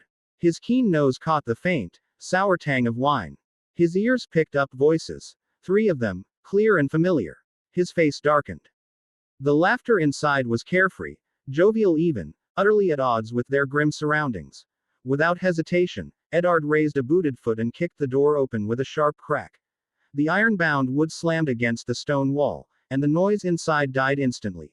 Chapter 20. Before going home, Rob, can you tell me what you're holding in your hand? Lord Eddard asked, his stern voice cutting through the heavy silence of the cell. The room froze. It was a moment that perfectly captured the essence of children caught red-handed, an experience that Rob and his companions now embodied to an almost comedic degree. Clay turned his gaze to Rob, the future king in the north, who now appeared anything but regal. His face was pale, his lips pressed tightly together, and his usually confident demeanor had evaporated. Worse still, his hand stubbornly clutched the bottle of wine, as though letting it go would somehow make things worse. Other than Clay, the 2 Stark children were both upright and honest kids, each with an expression of guilt and heads bowed in submission. Lord Eddard didn't bother dealing with these 2 wayward children at the moment. He had other matters to attend to. Stepping aside slightly, Clay saw the broad figure of his own grandfather. Grandfather, Clay said, his voice betraying his surprise. He hadn't expected Lord Wyman to arrive so quickly, much less to make his entrance in such a dramatic fashion. Of course, he knew why Lord Wyman had come. To be honest, His visit to Winterfell had already exceeded its initial objectives. First, with Lord Eddard's tacit support, Clay's status as the heir to White Harbor had gained a level of recognition among the northern lords. A vital step, as legitimacy was not something Clay could afford to leave in question. Second, his personal endeavor, the preparation of the Witcher's decoctions of the grasses, had finally borne fruit. Though the process of undergoing the Witcher's mutation had been an agonizing ordeal, its success marked a turning point. He was no longer bound by the limitations of ordinary men. Lastly, his time at Winterfell had allowed him to cultivate relationships with the Stark children. Using his noble lineage as leverage, he had subtly aligned himself with the wolves, knowing full well the value of such an alliance. Although he wielded the Witcher system, which theoretically allowed him to quickly expand his power, such growth still required time. At this critical juncture, forging strong ties with House Stark was crucial. Besides, he had little choice in the matter. His birth alone dictated that he align himself with the wolves, for now. As for the future, that could wait. Of course, not everything had gone smoothly. He had been manipulated by Littlefinger, and although he had managed to minimize the consequences, his sister's reputation had been tarnished. This meant she wouldn't be able to marry for at least the next year or two. However, this outcome aligned with Willa's wishes, as she had no desire to wed anyway. Moreover, the mysterious, overwhelming magical power emanating from the heart tree and the dense threads of magical energy surrounding Bran suggested that the seemingly tranquil capital of the North was saturated with an unusual magical atmosphere. Clay had initially planned to find an opportunity in the next 2 days to investigate the source of Bran's magical threads. To be honest, he had some suspicions in mind, but he couldn't confirm anything. But now, with his grandfather's sudden arrival, all his plans were thrown into disarray. He could only hope to meet Bran once more before departing. This wasn't driven by any altruistic desire. From Clay's perspective, he needed to understand the source of this magic. Otherwise, he wouldn't feel at ease using it to train Witchers in the future. Well, you little rascal, I only asked you to visit Winterfell. Look at all the chaos you've caused. Lord Wyman scolded, though he was actually quite pleased with Clay's achievements. However, given the trouble Clay had caused Lord Eddard, he felt the need to reprimand him. That's enough, Wyman. Clay acted in the best interests of House Manderly. There's no need to reprimand him, Eddard Stark interjected, waving his hand to stop Lord Wyman. Grabbing both Robb and Jon by their arms, he escorted the grim-faced boys out of the dungeon. Once they had left, only Clay and his grandfather remained in the dimly lit cell. The two exchanged looks for a long moment before breaking into simultaneous laughter. Not bad. You're better than your father ever was, Lord Wyman praised, slapping his grandson on the back.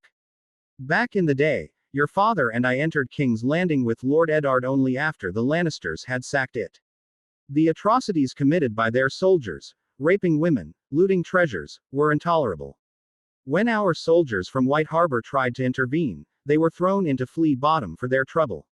As he recounted this, Wyman's eyes filled with memories, though they were far from pleasant. After a brief pause, he continued, your father even drew his sword back then, but he didn't have the courage to shed blood beneath the golden red banner of the roaring lion. You, however, are braver than either of us. Well done. He clapped his grandson on the back with gusto, his voice filled with approval. Clay could tell that whatever the Lannisters had done in King's Landing had left a deep and lasting scar among the northern lords. At that moment, the captain of the guard, Hostar, rushed in. Upon seeing Lord Wyman, he immediately unsheathed his sword, placed it on the ground, and knelt on one knee, his head bowed in silence. HMPH. Wyman snorted coldly at the sight of the negligent captain. Though he refrained from disciplining a servant in this setting, his displeasure was evident. He ordered sharply, get up, take your men, and escort Will out of the main keep. Deliver her directly to my personal guard. Hostar promptly retrieved his sword and left with large strides. He knew his lord had been merciful not to punish him on the spot. There was no room for further complaints. Let's not waste time here. Come, we're leaving, Lord Wyman said, grabbing Clay by the arm and preparing to depart. Clay hesitated, unable to foresee the future or know when he might return. For all he knew, Winterfell's ruler might have changed by the time he came back. He might as well do what he could while he was here. With a quiet sigh, Clay turned to his grandfather. Before we leave, I'd like to meet with Robb and the others from House Stark. Wyman paused mid-step, his brow furrowed as he turned back to face Clay, waiting for him to explain. During my time here, I've become friends with the Stark boys. Leaving without saying goodbye doesn't feel right, Clay said, his tone more thoughtful than before. Besides, grandfather, wasn't part of your reason for sending me here to strengthen our ties with House Stark. Though phrased as a question, Clay's tone was certain, as if he already knew the answer. Wyman grunted, shaking his head. You're rather blunt, aren't you? I take it you've made progress. I have, Clay replied, the confidence in his voice undeniable. There was no need to hide the truth. His grandfather's objectives were aligned with his own. Then go, Wyman said, nodding. I'll wait for you outside the city.